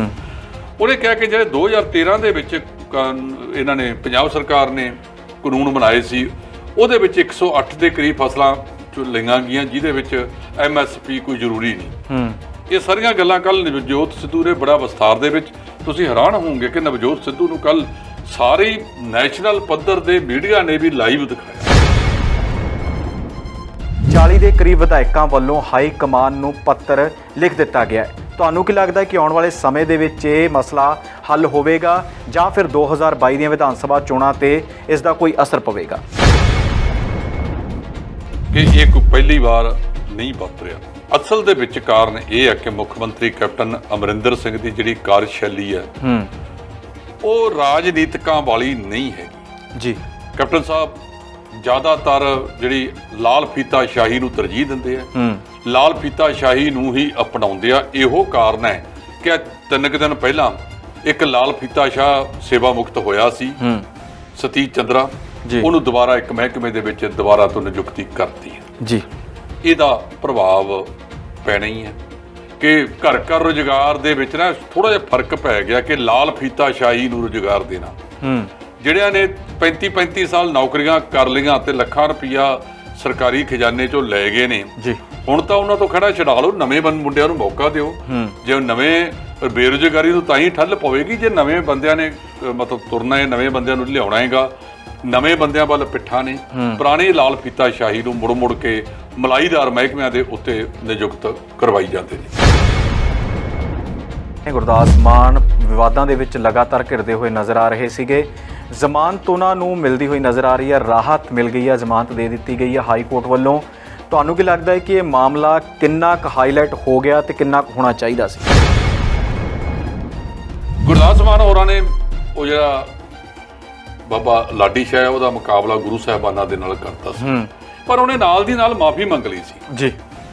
ਕਈ ਚੀਜ਼ਾਂ ਨੂੰ ਅੱਜ ਕੱਲ ਉਛਾਲਿਆ ਬਹੁਤ ਵੱਡੀ ਪੱਧਰ ਤੇ ਜਾ ਰਿਹਾ ਹੈਗਾ। ਕਈ ਚੈਨਲਾਂ ਵਾਲਿਆਂ ਦਾ ਤਾਂ ਕੰਮ ਹੀ ਇਹ ਹੋ ਗਿਆ ਕਿ ਉਹ ਨਿੱਕੇ ਜਿਹੇ ਬਿਲ ਜੇ ਬਾਅਦ ਦਾ ਬਤੰਗੜ ਬਣਾ ਕੇ ਦਿਨ ਤੇ ਲੈ ਕੇ ਰਾਤ ਤੱਕ ਕਰੀ ਜਾਂਦੇ ਨੇ, ਜਿਵੇਂ ਉਹ ਬੁੱਧੂ ਦਾ ਲੇਲਾ ਸੀ ਜਿਹੜਾ ਉਹ ਕੁੱਤਾ ਬਣਾਤਾ ਸੀ। ਸੋ ਗੁਰਦਾਸ ਮਾਨ ਤੇ 295 ਇਹ ਧਾਰਮਿਕ ਭਾਵਨਾਵਾਂ ਭੜਕਾਉਣ ਦੇ ਮਾਮਲੇ 'ਚ ਪਰਚਾ ਦਰਜ ਵੀ ਪ੍ਰੈਸ਼ਰ 'ਚ ਹੋਇਆ ਸੀ। ਜ਼ਿਲ੍ਹਾ ਅਦਾਲਤ ਨੇ ਜ਼ਮਾਨਤ ਨਹੀਂ ਦਿੱਤੀ। ਮੈਂ ਪਹਿਲਾਂ ਹੀ ਤੁਹਾਨੂੰ ਇਸੇ ਚੈਨਲ ਤੇ ਬਹਿ ਕੇ ਆਪਣੇ ਪ੍ਰੋਗਰਾਮ 'ਚ ਕਹਿਤਾ ਸੀ ਕਿ ਹਾਈ ਕੋਰਟ ਤੋਂ ਹਰ ਹਾਲਤ ਉਹਨੂੰ ਇਹ ਅੰਤਰਮ ਜ਼ਮਾਨਤ ਮਿਲ ਜਾਣੀ ਹੈ। ਤੁਹਾਨੂੰ ਯਾਦ ਹੋਵੇਗਾ ਕਿ ਇੱਕ ਵਾਰੀ ਅਕਸ਼ੇ ਕੁਮਾਰ ਸ਼ਾਮਲ ਹੋਣ ਆਇਆ, ਉਹ ਬਿਆਨ ਤਾਂ ਉਹਦਾ 10 ਮਿੰਟ 'ਚ ਲਿਖਿਆ, ਉਦੋਂ 2 ਘੰਟੇ ਪੁਲਿਸ ਵਾਲੇ ਫੋਟੋ ਖਿਚਾਉਂਦੇ ਰਹੇ ਉਹਦੇ ਨਾਲ। ਹੁਣ ਵੀ ਇਹੀ ਹੋਣਾ ਹੈ ਕਿ ਗੁਰਦਾਸ ਮਾਨ ਨੇ ਜਦੋਂ ਥਾਣੇ 'ਚ ਜਾਣਾ ਤਾਂ ਬਹੁਤ ਗਿਣਤੀਆਂ ਨੇ ਉਹਦੇ ਨਾਲ ਫੋਟੋ ਖਿਚਾਉਣੀ ਹੈ ਜੀ। ਸੋ ਅਦਾਲਤ ਨੇ ਕਹਿਤਾ ਕਿ ਤੁਸੀਂ ਜਾਓ, ਇਨਵੈਸਟੀਗੇਸ਼ਨ ਜੁਆਇਨ ਕਰੋ, ਇਨਵੈਸਟੀਗੇਸ਼ਨ ਦੇ ਵਿੱਚ ਸਹਿਯੋਗ ਦਿਓ, ਔਰ ਜਦੋਂ ਕੋਈ ਬੰਦਾ ਮਾਫੀ ਮੰਗ ਲਵੇ ਤਾਂ ਉਦੋਂ ਬਾਅਦ ਉਹਦੇ ਬਾਅਦ ਦੇ ਬਤੰਗੜ ਨਹੀਂ ਬਣਾਇਆ ਕਰਦੇ। ਮਾਫੀ ਦੇਣਾ ਕਿਸੇ ਨੂੰ ਵੱਡੀ ਗੱਲ ਹੁੰਦੀ ਹੈ। ਕਿ ਕੀ ਕਾਰਨ ਹੈ ਕਿਉਂ ਸਰਪੰਚਾਂ ਨੂੰ ਹੀ ਮੋਰਚਾ ਖੋਲ੍ਹਣਾ ਪਿਆ ਸਰਕਾਰ ਦੇ ਖਿਲਾਫ? ਇਹਨਾਂ ਪੰਚਾਂ ਸਰਪੰਚਾਂ ਨਾਲ ਇੱਕ ਵਾਅਦਾ ਕੀਤਾ ਸੀ। ਇੱਕ ਤਾਂ ਉਹਨਾਂ ਨੇ ਇਹ ਕਿਹਾ ਸੀ ਕਿ ਤੁਹਾਡਾ ਮਾਣ ਭੱਤਾ ਵਧਾਇਆ ਜਾਵੇਗਾ, ਹਾਲਾਂਕਿ ਉਹਨਾਂ ਨੂੰ ਬੜਾ ਨੋਮੀਨਲ ਜਿਹਾ ਮਾਣ ਭੱਤਾ ਮਿਲਦਾ ਹੈ, ਤਾਂ ਮਾਣ ਭੱਤਾ ਵਧਾਇਆ ਜਾਵੇਗਾ। ਉਹ ਕਹਿੰਦੇ ਵੀ ਮਾਣ ਭੱਤਾ ਵਧਾਉਣ ਦੀ ਗੱਲ ਤਾਂ ਇੱਕ ਪਾਸੇ ਰਹੇਗੀ, ਤੁਸੀਂ ਜਿਹੜਾ ਪਹਿਲਾਂ ਮਿਲਦਾ ਸੀ ਉਹ ਵੀ ਸਾਨੂੰ ਪੂਰਾ ਨਹੀਂ ਦਿੱਤਾ ਜਾ ਰਿਹਾ। ਇੱਕ ਉਹਨਾਂ ਨੇ ਕੁਝ ਪੰਚਾਇਤੀ ਵਿਭਾਗਾਂ ਦੇ ਅਧਿਕਾਰੀਆਂ ਤੇ ਵੀ ਦੋਸ਼ ਲਾਏ ਨੇ ਕਿ ਬਿਨਾਂ ਮਤਲਬ ਤੋਂ ਜਾਣ ਬੁੱਝ ਕੇ BDPO, ਪੰਚਾਇਤ ਸੈਕਟਰੀ ਪੰਚਾਇਤੀ ਕੰਮਾਂ ਦੇ ਵਿੱਚ ਅੜਿੱਕੇ ਪਾਉਂਦੇ ਨੇ, ਉਹ ਪੰਚਾਇਤੀ ਕੰਮ ਹੋਣ ਨਹੀਂ ਦਿੰਦੇ। ਸੋ ਜੇ ਪੰਚ ਸਰਪੰਚ ਵੀ ਆ ਕੇ ਸਰਕਾਰ ਦੇ ਵਿਰੋਧ ਦੇ ਵਿੱਚ ਖੜ ਜਾਂਦੇ ਨੇ, ਭਾਵੇਂ ਇਹ ਪੰਚ ਸਰਪੰਚ ਪਹਿਲਾਂ ਵਾਂਗ ਤਾਂ ਨਹੀਂ ਆਏ ਜਿਵੇਂ ਪਹਿਲਾਂ ਜਿਹੜਾ ਡਿਜ਼ਰਵ ਕਰਦੇ ਸੀ ਉਹ ਆਉਂਦੇ ਸੀ। ਅੱਜ ਕੱਲ੍ਹ ਇਹ ਸਾਰੀ ਸਿਸਟਮ ਹੀ ਬਦਲ ਗਿਆ ਕਿ ਜਿਸਕੀ ਲਾਠੀ ਉਸਕੀ ਭੈਂਸ, ਉਸ ਤਰੀਕੇ ਦੇ ਨਾਲ ਪੰਚ ਸਰਪੰਚ ਆਉਂਦੇ ਨੇ। ਪਰ ਜੇ ਉਹ ਪੰਚ ਸਰਪੰਚ ਵੀ ਇਹਨਾਂ ਦੀ ਹਮਾਇਤ ਨਾਲ ਆਏ ਹੋਣ ਤੇ ਇਹਨਾਂ ਤੋਂ ਸੰਤੁਸ਼ਟ ਨਾ ਹੋਣ, ਇਹ ਆਪ ਦੇ ਵਿੱਚ ਬਹੁਤ ਮੰਦਭਾਗਾ ਹੈ। ਕੋਰੋਨਾ ਮਹਾਮਾਰੀ ਫੈਲੀ ਤਾਂ ਕਈ ਬੱਚੇ ਅਨਾਥ ਹੋ ਗਏ, ਮਾਂ-ਬਾਪ ਉਹਨਾਂ ਦੇ ਇਸ ਦੁਨੀਆ ਤੇ ਨਹੀਂ ਰਹੇ। ਇਸ ਦੇ ਚੱਲਦਿਆਂ ਕੇਂਦਰ ਸਰਕਾਰ ਵੱਲੋਂ ਉਹਨਾਂ ਬੱਚਿਆਂ ਵਾਸਤੇ ਰਾਹਤ ਪੈਕੇਜ ਬਣਾਇਆ ਗਿਆ ਹੈ। ਤੁਹਾਡੇ ਤੋਂ ਜਾਣਨਾ ਚਾਹਾਂਗੇ ਕਿ ਕੀ ਰਾਹਤ ਦਿੱਤੀ ਗਈ ਹੈ ਇਹਨਾਂ ਬੱਚਿਆਂ ਨੂੰ? 2000 ਰੁਪਇਆ ਇਹਨਾਂ ਬੱਚਿਆਂ ਨੂੰ ਮਿਲੇਗਾ। ਇਹ ਯੋਜਨਾ ਦੇ ਵਿੱਚ ਕਹਿੰਦੇ ਆ ਵੀ ਤਬਦੀਲੀ ਕੀਤੀ ਜਾ ਰਹੀ ਹੈ। ਹੁਣ 4000 ਰੁਪਇਆ ਜਿਹੜਾ ਅਨਾਥ ਬੱਚੇ ਨੂੰ ਦਿੱਤਾ ਜਾਵੇਗਾ, ਉਹ ਮਹੀਨੇ ਦਾ ਦਿੱਤਾ ਜਾਵੇਗਾ, ਸਾਲ ਦਾ ਦਿੱਤਾ ਜਾਵੇਗਾ। ਮੇਰਾ ਖਿਆਲ ਅਨਾਥ ਬੱਚੇ ਵਾਸਤੇ 4000 ਰੁਪਇਆ ਮਹੀਨਾ ਹੀ ਹੋਵੇਗਾ, ਤਾਂ ਹੀ 12 ਚੌਕ 48,000 ਰੁਪਇਆ ਉਹਨੂੰ ਮਿਲ ਜਾਵੇਗਾ। ਕੇਂਦਰ ਦਾ ਇਹ ਚੰਗੀ ਯੋਜਨਾ ਹੈ। ਜੇ ਸਹਾਇਤਾ ਦੇਣ ਅਨਾਥ ਬੱਚਿਆਂ ਨੂੰ ਲੱਗੇ ਨੇ, ਜੇ ਇਹ ਸਹਾਇਤਾ ਤਾਂ ਫਿਰ ਅਨਾਥ ਆਸ਼ਰਮਾਂ 'ਚ ਹੀ ਜਾਊਗੀ ਜਿੱਥੇ ਸਤਿ ਸ਼੍ਰੀ ਅਕਾਲ। ਸਾਡਾ ਖਾਸ ਪ੍ਰੋਗਰਾਮ ਇੱਕ ਮੇਰੀ ਵੀ ਸੁਣੋ ਦੇਖ ਰਹੇ ਦੇਸ਼ ਵਿਦੇਸ਼ ਦੇ ਦਰਸ਼ਕਾਂ ਦਾ ਮੈਂ ਧਰਮਿੰਦਰ ਸੰਧੂ ਸਵਾਗਤ ਕਰਦਾ ਹਾਂ। ਇਸ ਪ੍ਰੋਗਰਾਮ ਦੇ ਵਿੱਚ ਵੱਖ-ਵੱਖ ਖਬਰਾਂ ਦੇ ਉੱਤੇ ਚਰਚਾ ਕੀਤੀ ਜਾਂਦੀ ਹੈ ਲੋਕ ਮੁੱਦਿਆਂ ਦੀ, ਸਮਾਜਿਕ ਮੁੱਦਿਆਂ ਦੀ, ਧਾਰਮਿਕ ਤੇ ਰਾਜਨੀਤਿਕ ਮੁੱਦਿਆਂ ਦੀ। ਇਸ ਪ੍ਰੋਗਰਾਮ ਦਾ ਸਾਡੇ ਨਾਲ ਹਿੱਸਾ ਬਣਦੇ ਨੇ ਸੀਨੀਅਰ ਪੱਤਰਕਾਰ ਜਸਪਾਲ ਸਿੰਘ ਢਿੱਲੋਂ ਸਾਹਿਬ ਅੱਜ ਵੀ ਸਾਡੇ ਨਾਲ ਮੌਜੂਦ ਨੇ। ਸਭ ਤੋਂ ਪਹਿਲਾਂ ਉਹਨਾਂ ਦਾ ਸਵਾਗਤ ਕਰ ਲੈਂਦੇ ਹਾਂ। ਢਿੱਲੋਂ ਸਾਹਿਬ ਤੁਹਾਡਾ ਬਹੁਤ-ਬਹੁਤ ਸਵਾਗਤ ਹੈ ਜੀ। ਸ਼ੁਕਰੀਆ ਜੀ, ਮਿਹਰਬਾਨੀ। ਢਿੱਲੋਂ ਸਾਹਿਬ, ਪੰਜਾਬ ਦੀ ਸਿਆਸਤ ਦੀ ਗੱਲ ਕੀਤੀ ਜਾਵੇ ਤਾਂ ਪੰਜਾਬ ਦੀ ਸਿਆਸਤ ਇਸ ਵੇਲੇ ਨਵੇਂ ਸਮੀਕਰਨ ਬਦਲਦੀ ਹੋਈ ਦਿਖਾਈ ਦੇ ਰਹੀ ਹੈ। ਕਾਂਗਰਸ ਦੇ ਵਿੱਚ ਜਿਹੜਾ ਘਮਾਸਾਨ ਪਿਆ ਸੀ ਉਹ ਰੁਕਣ ਦਾ ਨਾਮ ਨਹੀਂ ਲੈ ਰਿਹਾ। ਇਸੇ ਦੇ ਚੱਲਦਿਆਂ ਹੁਣ ਵੱਡੀ ਖਬਰ ਇਹ ਹੈ ਕਿ 40 ਦੇ ਕਰੀਬ ਵਿਧਾਇਕਾਂ ਵੱਲੋਂ ਹਾਈ ਕਮਾਨ ਨੂੰ ਪੱਤਰ ਲਿਖ ਦਿੱਤਾ ਗਿਆ ਹੈ। ਤੁਹਾਨੂੰ ਕੀ ਲੱਗਦਾ ਹੈ ਕਿ ਆਉਣ ਵਾਲੇ ਸਮੇਂ ਦੇ ਵਿੱਚ ਇਹ ਮਸਲਾ ਹੱਲ ਹੋਵੇਗਾ ਜਾਂ ਫਿਰ 2022 ਦੀਆਂ ਵਿਧਾਨ ਸਭਾ ਚੋਣਾਂ ਤੇ ਇਸ ਦਾ ਕੋਈ ਅਸਰ ਪਵੇਗਾ? ਦੇਖੋ, ਕਾਂਗਰਸ ਦੇ ਵਿੱਚ ਇਸ ਤਰ੍ਹਾਂ ਦੇ ਜਿਹੜੇ ਘਮਾਸਾਨ ਨੇ ਇਹ ਕੋਈ ਪਹਿਲੀ ਵਾਰ ਤਾਂ ਹੋਏ ਨਹੀਂ। ਜਦੋਂ ਸਰਦਾਰ ਬੇਅੰਤ ਸਿੰਘ ਦੀ ਮੌਤ ਤੋਂ ਬਾਅਦ ਹਰਚਰਨ ਸਿੰਘ ਬਰਾੜ ਨੂੰ ਮੁੱਖ ਮੰਤਰੀ ਬਣਾਇਆ ਗਿਆ ਜੀ, ਉਦੋਂ ਵੀ ਵੱਡੀ ਗਿਣਤੀ ਵਿੱਚ ਵਿਧਾਇਕਾਂ ਨੂੰ ਲੈ ਕੇ ਬੀਬੀ ਰਜਿੰਦਰ ਕੌਰ ਭੱਠਲ ਨੇ ਹਾਈ ਕਮਾਨ ਦੇ ਕੋਲੇ ਦਿੱਲੀ 'ਚ ਡੇਰੇ ਲਾਏ ਸੀ। ਤੁਹਾਨੂੰ ਯਾਦ ਹੋਵੇਗਾ ਉਸ ਤੋਂ ਬਾਅਦ ਫੇਰ ਜਦੋਂ ਕੈਪਟਨ ਅਮਰਿੰਦਰ ਸਿੰਘ 2002 ਤੋਂ 2007 ਤੱਕ ਬਣੇ ਜੀ, ਉਦੋਂ ਵੀ ਉਹਨਾਂ ਨੇ ਡੇਰੇ ਲਾਏ ਤੇ ਡਿਪਟੀ ਮੁੱਖ ਮੰਤਰੀਸ਼ਿਪ ਲੈ ਜਾਂਦੀ ਸੀ। ਪਹਿਲਾਂ ਮੁੱਖ ਮੰਤਰੀ ਬਣੇ 1996 ਦੇ ਵਿੱਚ ਚੰਦ ਕੁ ਮਹੀਨਿਆਂ ਵਾਸਤੇ, ਬਾਅਦ ਦੇ ਵਿੱਚ ਇਹ ਡਿਪਟੀ ਮੁੱਖ ਮੰਤਰੀ ਬਣ ਗਏ ਸਨ ਜੀ। ਸੋ ਮੇਰੇ ਕਹਿਣ ਦਾ ਮਤਲਬ ਕਿ ਇਹ ਕੋਈ ਪਹਿਲੀ ਵਾਰ ਨਹੀਂ ਵਾਪਰਿਆ। ਅਸਲ ਦੇ ਵਿੱਚ ਕਾਰਨ ਇਹ ਹੈ ਕਿ ਮੁੱਖ ਮੰਤਰੀ ਕੈਪਟਨ ਅਮਰਿੰਦਰ ਸਿੰਘ ਦੀ ਜਿਹੜੀ ਕਾਰਜਸ਼ੈਲੀ ਹੈ ਉਹ ਰਾਜਨੀਤਿਕਾਂ ਵਾਲੀ ਨਹੀਂ ਹੈਗੀ ਜੀ। ਕੈਪਟਨ ਸਾਹਿਬ ਜ਼ਿਆਦਾਤਰ ਜਿਹੜੀ ਲਾਲ ਫੀਤਾ ਸ਼ਾਹੀ ਨੂੰ ਤਰਜੀਹ ਦਿੰਦੇ ਆ, ਲਾਲ ਫੀਤਾ ਸ਼ਾਹੀ ਨੂੰ ਹੀ ਅਪਣਾਉਂਦੇ ਆ। ਇਹੋ ਕਾਰਨ ਹੈ ਕਿ 3 ਦਿਨ ਪਹਿਲਾਂ ਇੱਕ ਲਾਲ ਫੀਤਾ ਸ਼ਾਹ ਸੇਵਾ ਮੁਕਤ ਹੋਇਆ ਸੀ, ਸਤੀਸ਼ ਚੰਦਰਾ, ਉਹਨੂੰ ਦੁਬਾਰਾ ਇੱਕ ਮਹਿਕਮੇ ਦੇ ਵਿੱਚ ਦੁਬਾਰਾ ਤੋਂ ਨਿਯੁਕਤੀ ਕਰਤੀ ਜੀ। ਇਹਦਾ ਪ੍ਰਭਾਵ ਪੈਣਾ ਹੀ ਹੈ ਕਿ ਘਰ ਘਰ ਰੁਜ਼ਗਾਰ ਦੇ ਵਿੱਚ ਨਾ ਥੋੜਾ ਜਿਹਾ ਫਰਕ ਪੈ ਗਿਆ ਕਿ ਲਾਲ ਫੀਤਾ ਸ਼ਾਹੀ ਨੂੰ ਰੁਜ਼ਗਾਰ ਦੇਣਾ। ਜਿਹੜਿਆਂ ਨੇ 35 ਸਾਲ ਨੌਕਰੀਆਂ ਕਰ ਲਈਆਂ ਤੇ ਲੱਖਾਂ ਰੁਪਈਆ ਸਰਕਾਰੀ ਖਜ਼ਾਨੇ ਚੋਂ ਲੈ ਗਏ ਨੇ, ਹੁਣ ਤਾਂ ਉਹਨਾਂ ਤੋਂ ਖੜਾ ਛਡਾ ਲਓ, ਨਵੇਂ ਮੁੰਡਿਆਂ ਨੂੰ ਮੌਕਾ ਦਿਓ। ਜੇ ਨਵੇਂ ਬੇਰੁਜ਼ਗਾਰੀ ਨੂੰ ਤਾਂ ਹੀ ਠੱਲ ਪਵੇਗੀ ਜੇ ਨਵੇਂ ਬੰਦਿਆਂ ਨੇ ਮਤਲਬ ਤੁਰਨਾ ਹੈ, ਨਵੇਂ ਬੰਦਿਆਂ ਨੂੰ ਲਿਆਉਣਾ ਹੈਗਾ। ਨਵੇਂ ਬੰਦਿਆਂ ਵੱਲ ਪਿੱਠਾਂ ਨੇ, ਪੁਰਾਣੇ ਲਾਲ ਫੀਤਾ ਸ਼ਾਹੀ ਨੂੰ ਮੁੜ ਕੇ ਮਲਾਈਦਾਰ ਮਹਿਕਮਿਆਂ ਦੇ ਉੱਤੇ ਨਿਯੁਕਤ ਕਰਵਾਈ ਜਾਂਦੇ ਨੇ ਜੀ। ਜੇ ਇਹਨਾਂ ਦੀ ਥਾਂ ਤੇ ਇਹ ਵਿਧਾਇਕਾਂ ਨੂੰ ਤਰਜੀਹ ਦਿੱਤੀ ਹੁੰਦੀ, ਜਿਹੜਾ 30-35 ਲਾਲ ਫੀਤਾ ਸ਼ਾਹ ਇਹ ਮਲਾਈਦਾਰ ਮਹਿਕਮਿਆਂ ਤੇ ਬਹਾਤੇ ਨੇ, ਇਹਦੀ ਥਾਂ ਦੇ ਉੱਤੇ ਆਪਦੇ ਵਿਧਾਇਕਾਂ ਨੂੰ ਤਰਜੀਹ ਦਿੰਦੇ। ਮੈਨੂੰ ਯਾਦ ਹੈ ਇੱਕ ਵਾਰੀ 1985 ਦੇ ਵਿੱਚ ਜਦੋਂ ਸਰਦਾਰ ਸੁਰਜੀਤ ਸਿੰਘ ਬਰਨਾਲਾ ਦੀ ਸਰਕਾਰ ਬਣੀ ਸੀ ਤਾਂ ਉਸ ਵੇਲੇ ਅਕਾਲੀਆਂ ਦੇ ਵਿੱਚ ਮਤਲਬ ਧੜੇਬੰਦੀ ਹੋਈ ਤਾਂ ਬਰਨਾਲਾ ਸਾਹਿਬ ਨੇ ਅਨਾਉਂਸ ਕਰਤਾ ਵੀ ਜਿਹੜੇ ਮੇਰੇ ਨਾਲ ਸਾਰੀ ਮੰਤਰੀ ਤੇ ਚੇਅਰਮੈਨ, ਉਹਨਾਂ ਨੇ ਸਾਰੇ ਦੇ ਸਾਰਿਆਂ ਨੂੰ 45 ਤੋਂ ਵੱਧ ਮੰਤਰੀ ਬਣਾਤੇ ਸੀ, ਬਾਕੀ ਚੇਅਰਮੈਨ ਬਣਾਤੇ ਸੀ। 59 ਚਾਹੀਦੇ ਆ ਜੀ। ਸੋ ਕੈਪਟਨ ਅਮਰਿੰਦਰ ਸਿੰਘ ਦੀ ਜਿਹੜੀ ਕਾਰਜਸ਼ੈਲੀ ਹੈ ਉਹ ਵਿਧਾਇਕਾਂ ਦੇ ਫਿੱਟ ਨਹੀਂ ਆ ਰਹੀ। ਵਿਧਾਇਕ ਕਹਿੰਦੇ ਨੇ ਕਿ ਪਹਿਲਾਂ 10 ਸਾਲ ਅਕਾਲੀਆਂ ਦੀ ਕੁੱਟ ਖਾਧੀ ਤੇ ਤੁਹਾਡੀ ਤਾਂ ਆਪਸ ਵਿੱਚ ਦੀ ਸਾਂਝ ਚੱਲਦੀ ਹੋਈ ਸੀ ਪਹਿਲਾਂ ਤੋਂ ਹੀ, ਉਦੋਂ ਬਾਅਦ ਤੇ ਹੁਣ ਵੀ ਤੁਹਾਡੀ ਉਹਨਾਂ ਨਾਲ ਸਾਂਝ ਹੈਗੀ ਹੈ। ਇਸ ਕਰਕੇ ਪਹਿਲਾਂ ਤਾਂ ਜਦੋਂ ਨਵਜੋਤ ਸਿੰਘ ਸਿੱਧੂ ਪ੍ਰਧਾਨ ਬਣਿਆ ਜੀ ਤਾਂ 62-63 ਵਿਧਾਇਕ ਜਿਹੜੇ ਸੀ ਨਾਲ ਆ ਗਏ ਸੀ। ਬਾਅਦ ਦੇ ਵਿੱਚ ਕੁਝ ਲੰਚ ਡਿਪਲੋਮੈਸੀ ਜਾਂ ਕੈਪਟਨ ਅਮਰਿੰਦਰ ਸਿੰਘ ਨੇ ਕਈਆਂ ਦੇ ਕੰਮ ਕਰਤੇ, ਕਈਆਂ ਦੀਆਂ ਫਾਈਲਾਂ ਦਿਖਾਤੀਆਂ, ਕੁਝ ਨੂੰ ਵਾਪਸ ਕਰ ਲਿਆ ਸੀ। ਪਰ ਹੁਣ ਤਾਜ਼ਾ ਪਤਾ ਲੱਗਿਆ ਕਿ ਕੱਲ ਤ੍ਰਿਪਤ ਰਜਿੰਦਰ ਸਿੰਘ ਬਾਜਵੇ ਦੇ ਘਰ ਦੇ ਵਿੱਚ ਮੀਟਿੰਗ ਹੁੰਦੀ ਹੈ, ਬਾਅਦ ਦੇ ਵਿੱਚ MLA ਹੋਸਟਲ 'ਚ ਵੀ ਮੀਟਿੰਗ ਹੁੰਦੀ ਹੈ। ਤਾਂ 40 ਤੋਂ ਵੱਧ ਵਿਧਾਇਕਾਂ ਨੇ ਸਾਈਨ ਕਰਕੇ ਆਪਣੀ ਹਾਈ ਕਮਾਨ ਨੂੰ ਭੇਜਿਆ ਕਿ ਕੈਪਟਨ ਅਮਰਿੰਦਰ ਸਿੰਘ ਇਸ ਵੇਲੇ ਘੱਟ ਗਿਣਤੀ ਦੇ ਵਿੱਚ ਨੇ, ਇੱਥੇ ਆ ਕੇ ਇਹਨਾਂ ਦਾ ਇੱਕ ਟੈਸਟ ਕਰਾਇਆ ਜਾਵੇ ਕਿ ਇਹਨਾਂ ਕੋਲੇ 59 ਵਿਧਾਇਕ ਹੈਗੇ ਵੀ ਨੇ ਕਿ ਨਹੀਂ। ਜੇ 40 ਵਿਧਾਇਕ ਸਾਈਨ ਕਰਕੇ ਦੇ ਦਿੰਦੇ ਨੇ ਤਾਂ ਸਰਕਾਰ ਤਾਂ ਘੱਟ ਗਿਣਤੀ 'ਚ ਰਹੇਗੀ ਜੀ, ਕਿਉਂਕਿ ਟੋਟਲ 59 ਚਾਹੀਦੇ ਆ, 19 ਘਟ ਗਏ। ਸੋ ਕੈਪਟਨ ਅਮਰਿੰਦਰ ਸਿੰਘ ਵਿਧਾਇਕਾਂ ਦਾ ਵਿਸ਼ਵਾਸ ਖੋ ਚੁੱਕੇ ਨੇ। ਇਸ ਕਰਕੇ ਕੈਪਟਨ ਸਾਹਿਬ ਦੀ ਕੁਰਸੀ ਨੂੰ ਬਾਰ-ਬਾਰ ਜਿਹੜਾ ਇਹ ਇਨਬੈਲੈਂਸ ਕੀਤਾ ਜਾ ਰਿਹਾ ਹੈ। ਇਹ ਲੱਗਦਾ ਹੈ ਕਿ 2022 ਦੀਆਂ ਚੋਣਾਂ ਤੋਂ ਪਹਿਲਾਂ ਇਹ ਕੋਈ ਨਾ ਕੋਈ ਨਵੀਂ ਖਿਚੜੀ ਪਕਾ ਲੈਣਗੇ। ਹੁਣ ਹਾਈ ਕਮਾਨ ਨੇ ਇੱਕ 3 ਮੈਂਬਰੀ ਕਮੇਟੀ ਬਣਾਈ ਜਿਨ੍ਹਾਂ ਨੇ ਮਤਲਬ ਬਹੁਤ ਗਿਣਤੀ ਬੰਦੇ ਕੈਪਟਨ ਅਮਰਿੰਦਰ ਸਿੰਘ ਦੀ ਕਾਰਜਸ਼ੈਲੀ ਦੇ ਉਲਟ ਬੋਲ ਕੇ ਆਏ ਤੇ ਹਰੀਸ਼ ਰਾਵਤ ਨੂੰ ਇਹਨਾਂ ਦੇ ਨਾਲ ਲਾਇਆ ਗਿਆ ਕਿ ਤੁਸੀਂ ਜਾ ਕੇ ਗੱਲ ਕਰੋ, ਇਹਨਾਂ ਦੇ ਵਿੱਚ ਸੁਲ੍ਹਾ ਕਰਾਓ। ਜਿਸ ਵੇਲੇ 2022 ਦੀਆਂ ਚੋਣਾਂ ਸਿਰ ਤੇ ਨੇ ਜੀ, ਉਸ ਵੇਲੇ ਮੈਨੂੰ ਲੱਗਦਾ ਇਹ ਨਵੀਂ ਖਿਚੜੀ ਪਕਾ ਕੇ ਸਵਾਹ ਆਪਦੇ ਆਪ ਹੀ ਆਪਦੇ ਤੇ ਭੁੱਕਣਗੇ। ਇੱਕ ਪਾਸੇ ਇੱਕ ਸ਼੍ਰੋਮਣੀ ਅਕਾਲੀ ਦਲ ਹੈ, ਇੱਕ ਪਾਸੇ ਆਮ ਆਦਮੀ ਪਾਰਟੀ ਹੈ। ਸ਼੍ਰੋਮਣੀ ਅਕਾਲੀ ਦਲ 'ਚ ਜਿਵੇਂ ਵਖਰੇਵਾਂ ਪਿਆ ਫਿਰਦਾ ਹੈਗਾ, ਤਾਂ ਪੰਜਾਬ ਦੇ ਲੋਕਾਂ ਨੂੰ ਇਸ ਵੇਲੇ ਕੋਈ ਰਾਹ ਦਿਸ ਨਹੀਂ ਰਿਹਾ ਤੇ ਉਹ ਜਾਣ ਕਿੱਧਰ ਨੂੰ, ਕਿਹੜੇ ਪਾਸੇ ਨੂੰ ਜਾਣ, ਕੀ ਦੇਖਿਆ ਜਾਵੇ। ਸੋ ਪਤਾ ਨਹੀਂ ਹੁਣ ਕੀ ਬਣਦਾ ਹੈ। ਇੱਕ ਵਾਰੀ ਲੇਕਿਨ 40 ਤੋਂ ਵੱਧ ਵਿਧਾਇਕਾਂ ਨੇ, ਜੋ ਅੱਜ ਕਈ ਖਬਰਾਂ ਅਖਬਾਰਾਂ ਦੇ ਵਿੱਚ ਖਬਰਾਂ ਛਪੀਆਂ ਨੇ ਕਿ ਉਹਨਾਂ ਨੇ ਉਹ ਭੇਜਿਆ ਉੱਥੇ ਹਾਈ ਕਮਾਨ ਨੂੰ ਲਿਖ ਕੇ, ਉਹਦਾ ਹਾਈ ਕਮਾਨ ਕਿੰਨਾ ਕੁ ਨੋਟਿਸ ਲੈਂਦਾ ਇਹ ਆਉਣ ਵਾਲਾ ਸਮਾਂ ਦੱਸੇਗਾ। ਜੀ ਟੱਲਰ ਸਾਹਿਬ, ਖੇਤੀ ਕਾਨੂੰਨਾਂ ਦੇ ਉੱਤੇ ਉਹਦੇ ਵਿਰੋਧ ਦੇ ਵਿੱਚ ਸ਼੍ਰੋਮਣੀ ਅਕਾਲੀ ਦਲ ਵੱਲੋਂ ਫੈਸਲਾ ਕੀਤਾ ਗਿਆ ਸੀ ਕਿ ਉਹ ਦਿੱਲੀ ਦੇ ਵਿੱਚ ਰੋਸ ਮਾਰਚ ਕੱਢਣਗੇ। ਗੁਰਦੁਆਰਾ ਰਕਾਬਗੰਜ ਸਾਹਿਬ ਤੋਂ ਇਹ ਮਾਰਚ ਸ਼ੁਰੂ ਹੋ ਕੇ ਸੰਸਦ ਤੱਕ ਜਾਣਾ ਸੀ, ਪਰ ਆਗਿਆ ਨਹੀਂ ਦਿੱਤੀ ਗਈ ਦਿੱਲੀ ਸਰਕਾਰ ਵੱਲੋਂ, ਪ੍ਰਸ਼ਾਸਨ ਵੱਲੋਂ, ਪੁਲਿਸ ਵੱਲੋਂ। ਸ਼੍ਰੋਮਣੀ ਅਕਾਲੀ ਦਲ ਨੂੰ ਆਗਿਆ ਨਹੀਂ ਮਿਲੀ ਤਾਂ ਸ਼੍ਰੋਮਣੀ ਅਕਾਲੀ ਦਲ ਦੇ ਜਿਹੜੇ ਬੁਲਾਰੇ ਨੇ ਉਹਨਾਂ ਦਾ ਕਹਿਣਾ ਹੈ ਕਿ ਅਸੀਂ ਤਾਂ ਹਰ ਹਾਲ ਦੇ ਵਿੱਚ ਕੱਲ੍ਹ ਦੇ ਦਿਨ ਆਪਣਾ ਰੋਸ ਮਾਰਚ ਕਰਾਂਗੇ। ਜੇ ਸਹੀ ਸਮੇਂ ਤੇ ਸਹੀ ਚੀਜ਼ ਕੀਤੀ ਹੁੰਦੀ ਤਾਂ ਅੱਜ ਇਹਨਾਂ ਰੋਸ ਮਾਰਚਾਂ ਦੀ ਜ਼ਰੂਰਤ ਹੀ ਨਹੀਂ ਸੀ ਜੀ।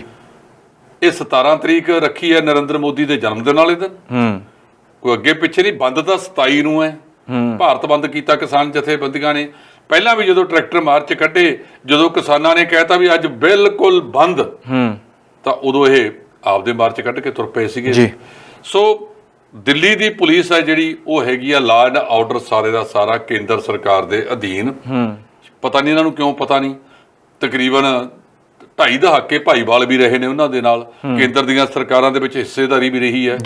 ਅਜੇ ਕੁਝ ਦਿਨ ਪਹਿਲਾਂ ਹੀ ਬੀਬੀ ਹਰਸਿਮਰਤ ਕੌਰ ਬਾਦਲ ਛੱਡ ਕੇ ਆਈ ਹੈ ਮੰਤਰੀ ਮੰਡਲ ਨੂੰ। ਉਹਨੂੰ ਪਤਾ ਹੋਣਾ ਚਾਹੀਦਾ ਕਿ ਕੇਂਦਰ ਦੀ ਪੁਲਿਸ ਜਿਹੜੀ ਆ ਕੇਂਦਰ ਕੋਲੇ ਹੈ ਤੇ ਇਹਨਾਂ ਨੂੰ ਉੱਥੇ ਮਾਰਚ ਕੱਢਣ ਦੀ ਮਨਜ਼ੂਰੀ ਜਿਹੜੀ ਹੈ ਸਰਕਾਰ ਨੇ ਨਹੀਂ ਦਿੱਤੀ। ਇਹਨਾਂ ਦਾ ਕਹਿਣਾ ਕਿ ਅਸੀਂ ਉੱਥੇ ਮਾਰਚ ਕੱਢਾਂਗੇ, ਕੱਢ ਲੈਣ। ਜੇ ਉੱਥੇ ਲਾਅ ਐਂਡ ਆਰਡਰ ਦੀ ਸਥਿਤੀ ਦੇ ਵਿੱਚ ਇਹ ਸਿਆਸੀ ਪਾਰਟੀ ਹੈ, ਦੂਜਿਆਂ ਵਾਂਗ ਇਹ ਵੀ ਕੱਢੇ ਹੁਣ ਆਪਦਾ ਜਾ ਕੇ। ਜੇ ਵਿਰੋਧ ਕਰਦਿਆਂ ਨੂੰ ਅੱਗੇ ਪੁਲਿਸ ਮਾੜਾ ਮੋਟਾ ਫੜ ਲੈਂਦੀ ਹੈ, ਤਾਂ ਅਸਲ ਦੇ ਵਿੱਚ ਇਹ ਆਪਦੀ ਗੁਆਚੀ ਹੋਈ ਜ਼ਮੀਨ ਨੂੰ ਮੁੜ ਤਲਾਸ਼ਦੇ ਫਿਰਦੇ ਆ ਵੀ ਕਿਸੇ ਨਾ ਕਿਸੇ ਤਰੀਕੇ ਦੇ ਨਾਲ ਅਸੀਂ ਕਿਸਾਨਾਂ ਦੇ ਵਿੱਚ ਵੜ ਜਾਈਏ, ਕਿਸਾਨਾਂ ਨੂੰ ਇਹ ਕਹੀਏ ਦੇਖੋ ਵੀ ਅਸੀਂ ਤਾਂ ਸਭ ਤੋਂ ਵੱਧ ਹਮਾਇਤੀ ਆ, ਇਸ ਤੋਂ ਇਲਾਵਾ ਹੋਰ ਕੁਝ ਨਹੀਂ ਹੈਗਾ। ਜੇ ਉਹਨਾਂ ਨੇ ਇਹਨੂੰ ਮਨਜ਼ੂਰੀ ਨਹੀਂ ਦਿੱਤੀ ਤਾਂ ਰਕਾਬਗੰਜ ਤਾਂ ਦੂਰ ਰਹਿ ਗਿਆ, ਇਹਨਾਂ ਨੂੰ ਦਿੱਲੀ ਦੇ ਬਾਰਡਰਾਂ ਤੋਂ ਨਹੀਂ ਕਿਸੇ ਨੇ ਅੰਦਰ ਵੜਨ ਦੇਣਾ। ਸੋ ਇਹ ਟਕਰਾਅ ਤੋਂ ਬਚਣਾ ਚਾਹੀਦਾ। ਸ਼ਾਂਤੀਪੂਰਵਕ ਜਿਹੜਾ ਕੇਂਦਰ ਸਰਕਾਰ ਨੂੰ ਵੀ ਜਿਹੜਾ ਇਹ ਨਹੀਂ ਇਸ ਤਰ੍ਹਾਂ ਦੇ ਫੈਸਲੇ ਕਰਨੇ ਚਾਹੀਦੇ। ਸੰਵਿਧਾਨ ਹੱਕ ਦਿੰਦਾ ਤੁਹਾਨੂੰ ਰੋਸ ਮਾਰਚ ਕਰਨ ਦਾ, ਰੋਸ ਮਾਰਚ ਕਰੇ ਆਉਂਦੇ, ਇਹਨਾਂ ਦਾ ਕੋਈ ਉਹ ਤਾਂ ਨਹੀਂ ਹੈਗਾ। ਸ਼ਾਂਤੀਪੂਰਵਕ ਵਿਰੋਧ ਕਰਨਾ, ਸੰਵਿਧਾਨ ਦੇ ਦਾਇਰੇ ਦੇ ਵਿੱਚ ਰਹਿ ਕੇ ਰੋਸ ਮਾਰਚ ਵਗੈਰਾ, ਇਹ ਸਾਰੇ ਦੇ ਸਾਰੇ ਜਿਹੜੇ ਹੈ ਸੰਵਿਧਾਨ ਸਾਨੂੰ ਹੱਕ ਦਿੰਦਾ ਹੈ। ਜੀ ਟੱਲਰ ਸਾਹਿਬ, ਸ਼੍ਰੋਮਣੀ ਅਕਾਲੀ ਦਲ ਤਾਂ ਖੇਤੀ ਕਾਨੂੰਨਾਂ ਦੀ ਹਮਾਇਤ ਕਰਦੀ ਵਿਰੋਧੀਆਂ ਦੇ ਨਿਸ਼ਾਨੇ ਤੇ ਆ ਗਈ ਹੈ। ਨਵਜੋਤ ਸਿੱਧੂ ਦੇ ਬਿਆਨ ਦੀ ਗੱਲ ਕਰ ਲਈ, ਨਵਜੋਤ ਸਿੱਧੂ ਦਾ ਕਹਿਣਾ ਹੈ ਕਿ ਜਿਹੜੇ ਖੇਤੀ ਕਾਨੂੰਨ ਨੇ ਉਹਦੇ ਲਈ ਜ਼ਿੰਮੇਵਾਰ ਜਿਹੜੀ ਆ ਉਹ ਅਕਾਲੀ ਨੇ। ਤੇ ਦੂਜੇ ਪਾਸੇ ਹਰਸਿਮਰਤ ਕੌਰ ਬਾਦਲ ਨੂੰ ਵੀ ਜਵਾਬ ਦਿੱਤਾ ਕੈਪਟਨ ਸਾਹਿਬ ਨੇ। ਉਹਨਾਂ ਨੇ ਕਿਹਾ ਹੈ ਕਿ ਹਰਸਿਮਰਤ ਕੌਰ ਬਾਦਲ ਨੂੰ ਤਾਂ ਨੈਤਿਕਤਾ ਦੇ ਆਧਾਰ ਤੇ ਬੋਲਣਾ ਹੀ ਨਹੀਂ ਚਾਹੀਦਾ। ਦੇਖੋ, ਸਿਆਸੀ ਲੋਕਾਂ ਨੇ ਇੱਕ ਦੂਜੇ ਦੇ ਉੱਤੇ ਦੁਸ਼ਮਣਬਾਜ਼ੀਆਂ ਕਰਨੀਆਂ ਨੇ, ਪਰ ਜਿਵੇਂ ਅਕਾਲੀ ਦਲ ਘਿਰਿਆ ਹੋਇਆ, ਖਾਸ ਕਰ ਬੇਅਦਬੀ ਦੇ ਮਾਮਲੇ ਤੋਂ ਬਾਅਦ ਅਕਾਲੀ ਦਲ ਬੁਰੀ ਤਰ੍ਹਾਂ ਘਿਰ ਗਿਆ। ਜਿਹੜਾ ਸੁਪਨੇ ਸੋਚੀ ਬੈਠਾ ਸੀ ਕਿ ਅਸੀਂ 25 ਸਾਲ ਰਾਜ ਕਰਨਾ ਹੈ, ਉਹ 10 ਸਾਲਾਂ ਤੋਂ ਬਾਅਦ ਹੀ ਦੁਬਾਰਾ ਮਤਲਬ ਸੱਤਾ 'ਚ ਤਰਲੋ ਮੱਛੀ ਹੋ ਰਹੇ ਨੇ। ਨਵਜੋਤ ਸਿੱਧੂ ਨੇ ਬੜੇ ਡਾਟੇ ਦੇ ਨਾਲ ਇਹਨਾਂ ਤੇ ਇਲਜ਼ਾਮ ਲਾਇਆ ਤੇ ਇਹਨਾਂ ਦੇ ਕਿਸੇ ਬੰਦੇ ਨੇ ਉਹਨੂੰ ਕੋਈ ਡਾਟਾ ਆਧਾਰਿਤ ਖੰਡਨ ਨਹੀਂ ਕੀਤਾ ਜਿਵੇਂ ਹੋਣਾ ਚਾਹੀਦਾ ਸੀ। ਉਹਨੇ ਕਿਹਾ ਕਿ ਜਿਹੜੇ 2013 ਦੇ ਵਿੱਚ ਇਹਨਾਂ ਨੇ ਪੰਜਾਬ ਸਰਕਾਰ ਨੇ ਕਾਨੂੰਨ ਬਣਾਏ ਸੀ, ਉਹਦੇ ਵਿੱਚ 108 ਦੇ ਕਰੀਬ ਫਸਲਾਂ ਲਈਆਂ ਗਈਆਂ ਜਿਹਦੇ ਵਿੱਚ MSP ਕੋਈ ਜ਼ਰੂਰੀ ਨਹੀਂ। ਇਹ ਸਾਰੀਆਂ ਗੱਲਾਂ ਕੱਲ ਨਵਜੋਤ ਸਿੱਧੂ ਨੇ ਬੜਾ ਵਿਸਥਾਰ ਦੇ ਵਿੱਚ, ਤੁਸੀਂ ਹੈਰਾਨ ਹੋਵੋਗੇ ਕਿ ਨਵਜੋਤ ਸਿੱਧੂ ਨੂੰ ਕੱਲ ਸਾਰੇ ਨੈਸ਼ਨਲ ਪੱਧਰ ਦੇ ਮੀਡੀਆ ਨੇ ਵੀ ਲਾਈਵ ਦਿਖਾਇਆ। ਐਡੀ ਵੱਡੀ ਪੱਧਰ ਦੇ ਉੱਤੇ ਉਹਨੂੰ ਜਿਹੜੀ ਹੈ ਅਪਣਾਇਆ ਗਿਆ। ਉਹਨੇ ਜਿਹੜੀਆਂ ਗੱਲਾਂ ਕੀਤੀਆਂ ਕੱਲ ਬੈਠ ਕੇ, ਐਨ ਇਕੱਠਾ ਨਿਸ਼ਾਨਾ ਪਾਰਟੀ ਪ੍ਰਧਾਨ ਨਵਜੋਤ ਸਿੰਘ ਸਿੱਧੂ ਦਾ ਤੇ ਮੁੱਖ ਮੰਤਰੀ ਕੈਪਟਨ ਅਮਰਿੰਦਰ ਸਿੰਘ ਦਾ, ਜਿਹਦੇ ਬਾਰੇ ਕਹਿੰਦੇ ਆ ਕਿ ਇਹਨਾਂ ਦੀ ਤਾਂ ਉਹਨਾਂ ਨਾਲ ਸਾਂਝ ਆ, ਐਨ ਟਿਕਾ ਕੇ ਨਿਸ਼ਾਨਾ ਅਕਾਲੀ ਦਲ ਤੇ ਬਿੰਨਿਆ। ਉਧਰ ਜਦੋਂ ਆਮ ਆਦਮੀ ਪਾਰਟੀ ਦੇ ਆਗੂ ਜਿਹੜੇ ਹਰਪਾਲ ਚੀਮਾ ਜਾਂ ਹੋਰਾਂ ਨੇ, ਉਹਨਾਂ ਨੇ ਨਵਜੋਤ ਸਿੱਧੂ ਤੇ ਬਿੰਨਿਆ। ਉਹ ਕਹਿੰਦਾ ਵੀ ਜਦੋਂ ਤੁਸੀਂ ਇਹ 13 ਸੀ, ਉਦੋਂ ਤੇਰੀ ਸੁਪਤਨੀ ਡਾਕਟਰ ਨਵਜੋਤ ਕੌਰ ਸਿੱਧੂ ਉਹ ਤਾਂ ਸੰਸਦੀ ਸਕੱਤਰ ਸੀ ਜੀ, ਨਾਲ ਸੀ, ਕੈਬਨਿਟ ਦਾ ਹਿੱਸਾ ਸੀ, ਤੇ ਫਿਰ ਉਦੋਂ ਤੁਸੀਂ ਵਿਰੋਧ ਕਿਉਂ ਨਾ ਕੀਤਾ? ਜਿਹੜੀਆਂ ਉਹਨੇ ਕੱਲ ਗੱਲਾਂ ਕੀਤੀਆਂ ਕਿ ਆਹ ਸਾਰਾ ਕੁਝ ਅੱਜ ਕਈ ਅਖਬਾਰਾਂ ਨੇ ਐਡੀਟੋਰੀਅਲ ਵੀ ਲਿਖੇ ਨੇ ਇਹਦੇ ਉੱਤੇ, ਔਰ ਉਹਦੇ 'ਚ ਅਕਾਲੀ ਦਲ ਨੂੰ ਘੇਰਨ ਦਾ ਵੱਡਾ ਯਤਨ ਕੀਤਾ ਗਿਆ।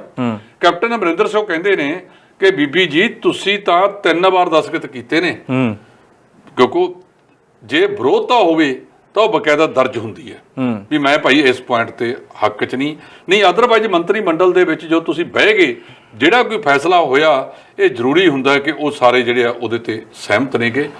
ਤਾਂ ਤੁਸੀਂ ਤਾਂ ਜਦੋਂ ਇਹ ਕਹਿਣਾ ਕਿ ਸਾਨੂੰ ਦੱਸਿਆ ਨਹੀਂ ਗਿਆ, ਤੁਸੀਂ ਤਾਂ 3 ਮਹੀਨੇ ਅੱਡੀਆਂ ਚੱਕ ਕੇ ਉਦੋਂ ਇਹਦੀ ਹਮਾਇਤ ਕੀਤੀ ਸੀ। ਜਦੋਂ ਛੱਡ ਕੇ ਵੀ ਆ ਗਏ ਤਲਵੰਡੀ ਸਾਬੋ ਦੇ ਵਿੱਚ, ਜਦੋਂ ਇਹਨਾਂ ਦੇ ਧੰਨਵਾਦ ਦੇ ਤੌਰ ਤੇ ਸਨਮਾਨਿਤ ਪ੍ਰੋਗਰਾਮ ਹੋਇਆ ਤਖਤ ਸਾਹਿਬ ਤੇ ਉੱਥੇ ਵੀ ਤਾਂ ਬੀਬੀ ਜੀ ਨੇ ਕਿਹਾ ਤਾਂ ਸੀ ਕਿ ਇਹ ਕਾਨੂੰਨ ਤਾਂ ਬਹੁਤ ਵਧੀਆ ਸੀ, ਮੈਂ ਤਾਂ ਤੁਹਾਡੇ ਵਿਰੋਧ ਕਰਕੇ ਛੱਡ ਕੇ ਆ ਗਈ, ਕਾਨੂੰਨ ਮੋਦੀ ਜੀ ਨੇ ਮਾੜੇ ਨਹੀਂ ਬਣਾਏ। ਤਾਂ ਨਵਜੋਤ ਸਿੱਧੂ ਨੇ ਇੱਕ ਹੋਰ ਦੋਸ਼ ਲਾਇਆ ਕਿ ਜਿਹੜਾ ਇਹ ਭਾਰਤੀ ਜਨਤਾ ਪਾਰਟੀ ਨਾਲ ਇਹਨਾਂ ਦੀ ਸਾਂਝ ਹੈ ਉਹ ਅਜੇ ਪਿੱਛੇ ਨਹੀਂ ਹਟੇ। 3 ਸਤੰਬਰ ਨੂੰ ਸਾਬਕਾ ਮੁੱਖ ਮੰਤਰੀ ਸਰਦਾਰ ਪ੍ਰਕਾਸ਼ ਸਿੰਘ ਬਾਦਲ ਨੇ ਜੋ ਬਿਆਨ ਦਿੱਤਾ ਸੀ ਕਿ ਇਹ ਕਾਨੂੰਨ ਤਾਂ ਬੜੇ ਵਧੀਆ ਨੇ, ਇਹ ਤਾਂ ਨਾਲ ਤਾਂ ਕਿਸਾਨਾਂ ਦੀ ਕਾਇਆ ਕਲਪ ਹੋ ਜਾਣੀ ਹੈ, ਅੱਜ ਤੱਕ ਬਾਦਲ ਸਾਹਿਬ ਆਪਦੇ ਉਸ ਦਾ ਖੰਡਨ ਨਹੀਂ ਕੀਤਾ ਕਿ ਉਹ ਇਹਨਾਂ ਕਾਨੂੰਨਾਂ ਦੇ ਹੱਕ 'ਚ ਨੇ ਜਾਂ ਕਾਨੂੰਨਾਂ ਦੇ ਵਿਰੋਧ 'ਚ ਨੇ। ਸੋ ਇਸ ਕਰਕੇ ਕੈਪਟਨ ਅਮਰਿੰਦਰ ਸਿੰਘ ਨੇ ਵੀ ਬੀਬੀ ਹਰਸਿਮਰਤ ਕੌਰ ਨੂੰ ਘੇਰਿਆ ਕਿ ਤੁਹਾਡਾ ਤਾਂ ਬੋਲਣ ਦਾ ਹੀ ਫਰਜ਼ ਨਹੀਂ ਬਣਦਾ, ਤੁਸੀਂ ਤਾਂ ਨੈਤਿਕਤਾ ਦੇ ਆਧਾਰ ਤੇ ਹਾਰੇ ਹੋਏ ਹੋ। ਤੁਸੀਂ ਪਹਿਲਾਂ ਇਹਦੀ ਹਮਾਇਤ ਕੀਤੀ, ਹਮਾਇਤ ਕਰਨ ਤੋਂ ਬਾਅਦ ਲਗਾਤਾਰ ਇਹਦੀ ਪ੍ਰੋੜਤਾ ਕੀਤੀ। ਇੱਕ ਚਿੱਠੀ ਆਈ ਇਹਨਾਂ ਦੇ ਮੀਡੀਆ ਦੇ ਵਿੱਚ, ਇਹਨਾਂ ਦੇ ਜਿਹੜੇ ਸਲਾਹਕਾਰ ਨੇ ਉਹਨਾਂ ਨੇ ਉਹ ਬਾਹਰ ਲਿਆ ਕੇ ਉਛਾਲੀ ਕਿ ਆਹ ਦੇਖੋ ਜੀ ਤੋਮਰ ਸਾਹਿਬ ਦੀ ਚਿੱਠੀ ਆ ਗਈ, MSP ਖਤਮ ਹੀ ਨਹੀਂ ਹੋਣੀ। ਤਾਂ ਉਹ ਕਹਿੰਦੇ ਨੇ ਕਿ ਤੁਸੀਂ ਦੋਗਲਾ ਚਿਹਰਾ ਨਾ ਰੱਖੋ। ਅਕਾਲੀ ਦਲ ਇਸ ਮਾਮਲੇ ਦੇ ਵਿੱਚ ਸਿਆਸੀ ਪਾਰਟੀਆਂ ਦੇ ਵਿੱਚ ਘਿਰ ਗਿਆ। ਜੇ ਉਹਨੇ ਉਦੋਂ ਸਹੀ ਸਟੈਂਡ ਲਿਆ ਹੁੰਦਾ, ਜਦੋਂ ਇਹ 5 ਜੂਨ ਨੂੰ 2020 ਨੂੰ ਆਰਡੀਨੈਂਸ ਆਏ ਨੇ, ਉਦੋਂ ਇਹਦੇ ਤੇ ਡਟ ਕੇ ਖੜ ਜਾਂਦੇ ਕਿ ਅਸੀਂ ਇਹਦਾ ਵਿਰੋਧ ਕਰਦੇ ਹਾਂ, ਤਾਂ ਮੈਂ ਸਮਝਦਾ ਕਿ ਅੱਜ ਅਕਾਲੀ ਦਲ ਦੂਜਿਆਂ ਦੇ ਮੁਕਾਬਲੇ ਇਸ ਤੋਂ ਕਿਤੇ ਅੱਗੇ ਖੜਾ ਹੁੰਦਾ ਔਰ ਇਹਦਾ ਵਿਰੋਧ ਨਹੀਂ ਹੋਣਾ ਸੀ, ਹੀਰੋ ਦੇ ਰੂਪ 'ਚ ਹੁੰਦਾ। ਤਾਂ ਪੰਜਾਬੀ ਦੀ ਕਹਾਵਤ ਆ ਵੀ ਬੇਲੇ ਦੇ ਰਾਗ ਕਬੇਲੇ ਦੀਆਂ ਟੱਕਰਾਂ, ਜੇ ਬੇਲੇ ਸਿਰ ਸਹੀ ਰਾਗ ਅਲਾਪਿਆ ਹੁੰਦਾ ਤਾਂ ਅੱਜ ਨਾ ਤੁਹਾਨੂੰ ਧਰਨਾ ਦੇਣਾ ਪੈਂਦਾ, ਨਾ ਲੋਕਾਂ ਦੀ ਫਿਟਲਾਂਤ ਸਹਿਣੀ ਪੈਂਦੀ। ਤਾਂ ਅੱਜ ਤੁਸੀਂ ਸਭ ਤੋਂ ਮੋਹਰੀ ਹੋ ਕੇ ਭੂਮਿਕਾ ਅਦਾ ਕਰਦੇ, ਉਦੋਂ ਤੁਸੀਂ ਖੁੰਝ ਗਏ, ਵਕਤੋਂ ਖੁੰਝੀ ਡੂਮਣੀ ਗਾਵੇ ਆਲ ਪਤਾਲ। ਇਸ ਕਰਕੇ ਅੱਜ ਤੁਹਾਨੂੰ ਜਿਹੜਾ ਹੈਗਾ ਇਹ ਦੂਜਿਆਂ ਸਰਕਾਰਾਂ ਦੇ ਜਿਹੜੇ ਬੰਬ ਸਿੱਟੇ ਜਾ ਰਹੇ ਨੇ ਉਹਨਾਂ ਦਾ ਸਾਹਮਣਾ ਕਰਨਾ ਪੈ ਰਿਹਾ ਜੀ। ਢਿੱਲੋਂ ਸਾਹਿਬ, ਨਾਲ ਹੀ ਕਿਸਾਨ ਵੀ ਆਪਣਾ ਅੰਦੋਲਨ ਜਾਰੀ ਰੱਖ ਰਹੇ ਨੇ। ਹਾਲਾਂਕਿ ਕਈ ਸਟੇਟਾਂ ਦੇ ਵਿੱਚ ਵੋਟਾਂ ਵੀ ਪੈਣੀਆਂ ਨੇ, 2022 ਦੀਆਂ ਵਿਧਾਨ ਸਭਾ ਚੋਣਾਂ ਨੇੜੇ ਆ ਚੁੱਕੀਆਂ ਨੇ। ਕਿਸਾਨਾਂ ਵੱਲੋਂ ਸੰਸਦ ਕੀਤੀ ਗਈ ਹੈ ਜੈਪੁਰ ਦੇ ਵਿੱਚ, ਰਾਜਸਥਾਨ 'ਚ ਜਾ ਕੇ, ਜਿੱਥੇ ਵੱਡੀ ਗੱਲ ਇਹ ਰਹੀ ਕਿ ਅਸ਼ੋਕ ਗਹਿਲੋਤ ਨੇ ਉੱਥੇ ਤੇ ਨਾਲ ਹੀ ਵਸੁੰਧਰਾ ਰਾਜੇ, ਉਹਨਾਂ ਵੱਲੋਂ ਵੀ ਕਿਸਾਨਾਂ ਦਾ ਭਰਵਾਂ ਸਵਾਗਤ ਕੀਤਾ ਗਿਆ। ਦੇਖੋ, ਕਿਸਾਨਾਂ ਨੇ ਜੈਪੁਰ ਦੇ ਵਿੱਚ ਜਾ ਕੇ ਕਿਸਾਨ ਮਹਾਪੰਚਾਇਤ ਜਿਹੜੀ ਸੰਸਦ, ਕਿਸਾਨ ਸੰਸਦ ਚਲਾਈ ਹੈ। ਉੱਥੇ ਜਿਹੜੇ ਲੋਕ ਆਏ ਉਹਨਾਂ ਨੇ ਬਾਕਾਇਦਾ ਇਹਨਾਂ ਕਾਨੂੰਨਾਂ ਬਾਰੇ ਵਿਸਥਾਰ ਵਿੱਚ ਜਾਣੂ ਕਰਾਇਆ ਵੀ ਇਹਨਾਂ 'ਚ ਕਾਲਾ ਕੀ ਅਸ਼ੋਕ ਗਹਿਲੋਤ ਹੋਰਾਂ ਨੇ ਉੱਥੋਂ ਦੇ ਮੁੱਖ ਮੰਤਰੀ ਨੇ, ਉਹਨਾਂ ਨੇ ਸਵਾਗਤ ਕੀਤਾ ਕਿਉਂਕਿ ਉਹ ਕਾਂਗਰਸ ਦੇ ਨੇ।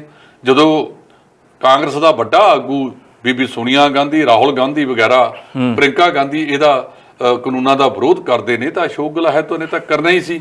ਉਹਨਾਂ ਨੇ ਆਪਦੇ ਰਾਜ ਵਿੱਚ ਇਸ ਪੰਚਾਇਤ ਦਾ, ਇਸ ਸੰਸਦ ਦਾ ਸਵਾਗਤ ਕੀਤਾ ਕਿ ਕਿਸਾਨਾਂ ਦੇ ਜਿਹੜੇ ਇਹ ਮੰਗਾਂ ਨੇ ਬਿਲਕੁਲ ਸਹੀ ਨੇ, ਅਸੀਂ ਉਹਨਾਂ ਦੀ ਹਮਾਇਤ ਕਰਦੇ ਹਾਂ। ਇੱਕ ਮੁੱਖ ਮੰਤਰੀ ਦਾ, ਕਿਉਂਕਿ ਉਹਨਾਂ ਦੇ ਰਾਜ ਦੇ ਵਿੱਚ ਇਹ ਸਾਰਾ ਕੁਝ ਹੋਇਆ, ਸਵਾਗਤ ਕਰਨਾ ਇੱਕ ਵੱਡੀ ਗੱਲ ਹੁੰਦੀ ਹੈ। ਤੇ ਬੀਬੀ ਵਸੁੰਧਰਾ ਰਾਜੇ ਵੀ ਇਹਦੇ ਵਿੱਚ ਜਿਹੜੇ ਨੇ ਉਹ ਕਿਸਾਨਾਂ ਦੀ ਹਮਾਇਤ 'ਚ ਖੜਦੇ ਨਜ਼ਰ ਆਏ ਕਿ ਕਿਸਾਨਾਂ ਦੀਆਂ ਜਿਹੜੀਆਂ ਮੰਗਾਂ ਨੇ ਉਹ ਠੀਕ ਨੇ। ਅੱਜ ਕੱਲ੍ਹ ਬੀਬੀ ਵਸੁੰਧਰਾ ਰਾਜੇ ਦਾ ਵੀ ਭਾਜਪਾ ਦੇ ਨਾਲ ਕੋਈ ਮਨਮੁਟਾਵ ਚੱਲ ਰਿਹਾ ਜੀ। ਢਿੱਲੋਂ ਸਾਹਿਬ, ਨਾਲ ਹੀ ਖੇਤੀ ਕਾਨੂੰਨਾਂ ਦਾ ਇੱਕ ਵਾਰ ਫੇਰ ਵਿਰੋਧ ਕੀਤਾ ਗਿਆ ਮਮਤਾ ਬੈਨਰਜੀ ਵੱਲੋਂ, ਪੱਛਮੀ ਬੰਗਾਲ ਦੇ ਮੁੱਖ ਮੰਤਰੀ ਨੇ। ਉਹਨਾਂ ਵੱਲੋਂ ਗੁਰਦੁਆਰਾ ਸਾਹਿਬ ਵਿਖੇ ਜਾ ਕੇ, ਭਵਾਨੀਪੁਰ ਇੱਕ ਜਗ੍ਹਾ ਹੈ, ਉੱਥੇ ਜਾ ਕੇ ਗੁਰਦੁਆਰਾ ਸਾਹਿਬ ਵਿਖੇ ਨਤਮਸਤਕ ਹੋਏ ਨੇ ਤੇ ਕਿਹਾ ਹੈ, ਜ਼ੋਰ ਦੇ ਕੇ ਕਿਹਾ ਹੈ ਕਿ ਖੇਤੀ ਕਾਨੂੰਨ ਵਾਪਸ ਲਏ ਜਾਣ। ਬਿਲਕੁਲ ਤੁਸੀਂ ਠੀਕ ਕਹਿ ਰਹੇ ਹੋ ਜੀ। ਜਿਹੜੀ ਬੀਬੀ ਮਮਤਾ ਬੈਨਰਜੀ ਹੈ ਉਹ ਮੁੱਖ ਮੰਤਰੀ ਹੈ, ਉਹ ਹੁਣ ਚੋਣ ਵੀ ਲੜ ਰਹੇ ਨੇ ਉੱਥੇ।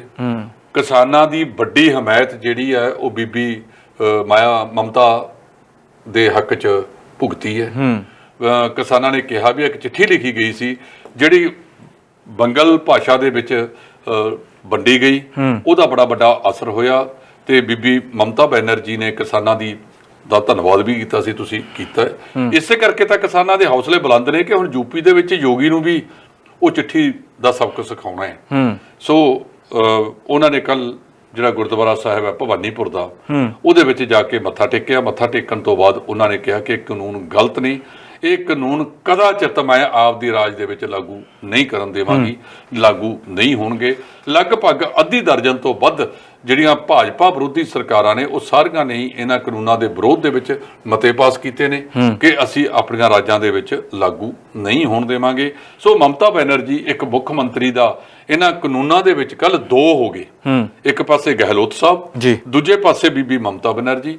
ਦੋਨੇ ਗੈਰ ਭਾਜਪਾਈ ਸਰਕਾਰਾਂ ਨੇ, ਦੋਨਾਂ ਦਾ ਕਿਸਾਨਾਂ ਦੇ ਹੱਕ 'ਚ ਖੜਨਾ ਇਹ ਬਹੁਤ ਵਧੀਆ ਗੱਲ ਹੈ, ਚੰਗੀ ਗੱਲ ਹੈ। ਇਹਦੇ ਨਾਲ ਕਿਸਾਨਾਂ ਦੀ ਆਵਾਜ਼ ਹੋਰ ਬੁਲੰਦ ਹੋਵੇਗੀ। ਜੀ ਢਿੱਲੋਂ ਸਾਹਿਬ, ਨਾਲ ਹੀ ਚਰਚਾ ਕਰ ਲਈ ਜਾਵੇ ਸਰਪੰਚਾਂ ਤੇ, ਤਾਂ ਸਰਪੰਚ ਵੀ ਕਾਂਗਰਸ ਦੇ ਨੇ, ਨਾਲ ਹੀ ਹੋਰਨਾਂ ਪਾਰਟੀਆਂ ਦੇ ਵੀ ਨੇ ਪੰਜਾਬ ਦੇ ਵਿੱਚ। ਉਹਨਾਂ ਵੱਲੋਂ ਕੱਲ ਮੋਤੀ ਮਹਿਲ ਦਾ ਘਿਰਾਓ ਕੀਤਾ ਗਿਆ। ਕੈਪਟਨ ਅਮਰਿੰਦਰ ਸਿੰਘ ਦੀ ਪਟਿਆਲਾ ਦੇ ਵਿੱਚ ਰਿਹਾਇਸ਼ ਆ, ਜਿਸ ਦੇ ਆਲੇ ਦੁਆਲੇ ਵੱਡੀ ਗਿਣਤੀ ਦੇ ਵਿੱਚ ਸਰਪੰਚ ਇਕੱਠੇ ਹੋਏ।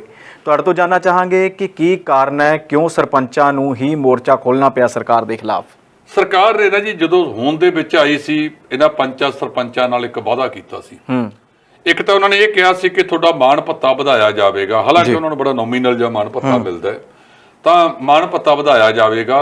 ਉਹ ਕਹਿੰਦੇ ਵੀ ਮਾਣ ਭੱਤਾ ਵਧਾਉਣ ਦੀ ਗੱਲ ਤਾਂ ਇੱਕ ਪਾਸੇ ਰਹੇਗੀ, ਤੁਸੀਂ ਜਿਹੜਾ ਪਹਿਲਾਂ ਮਿਲਦਾ ਸੀ ਉਹ ਵੀ ਸਾਨੂੰ ਪੂਰਾ ਨਹੀਂ ਦਿੱਤਾ ਜਾ ਰਿਹਾ। ਇੱਕ ਉਹਨਾਂ ਨੇ ਕੁਝ ਪੰਚਾਇਤੀ ਵਿਭਾਗਾਂ ਦੇ ਅਧਿਕਾਰੀਆਂ ਤੇ ਵੀ ਦੋਸ਼ ਲਾਏ ਨੇ ਕਿ ਬਿਨਾਂ ਮਤਲਬ ਤੋਂ ਜਾਣ ਬੁੱਝ ਕੇ BDPO, ਪੰਚਾਇਤ ਸੈਕਟਰੀ ਪੰਚਾਇਤੀ ਕੰਮਾਂ ਦੇ ਵਿੱਚ ਅੜਿੱਕੇ ਪਾਉਂਦੇ ਨੇ, ਉਹ ਪੰਚਾਇਤੀ ਕੰਮ ਹੋਣ ਨਹੀਂ ਦਿੰਦੇ।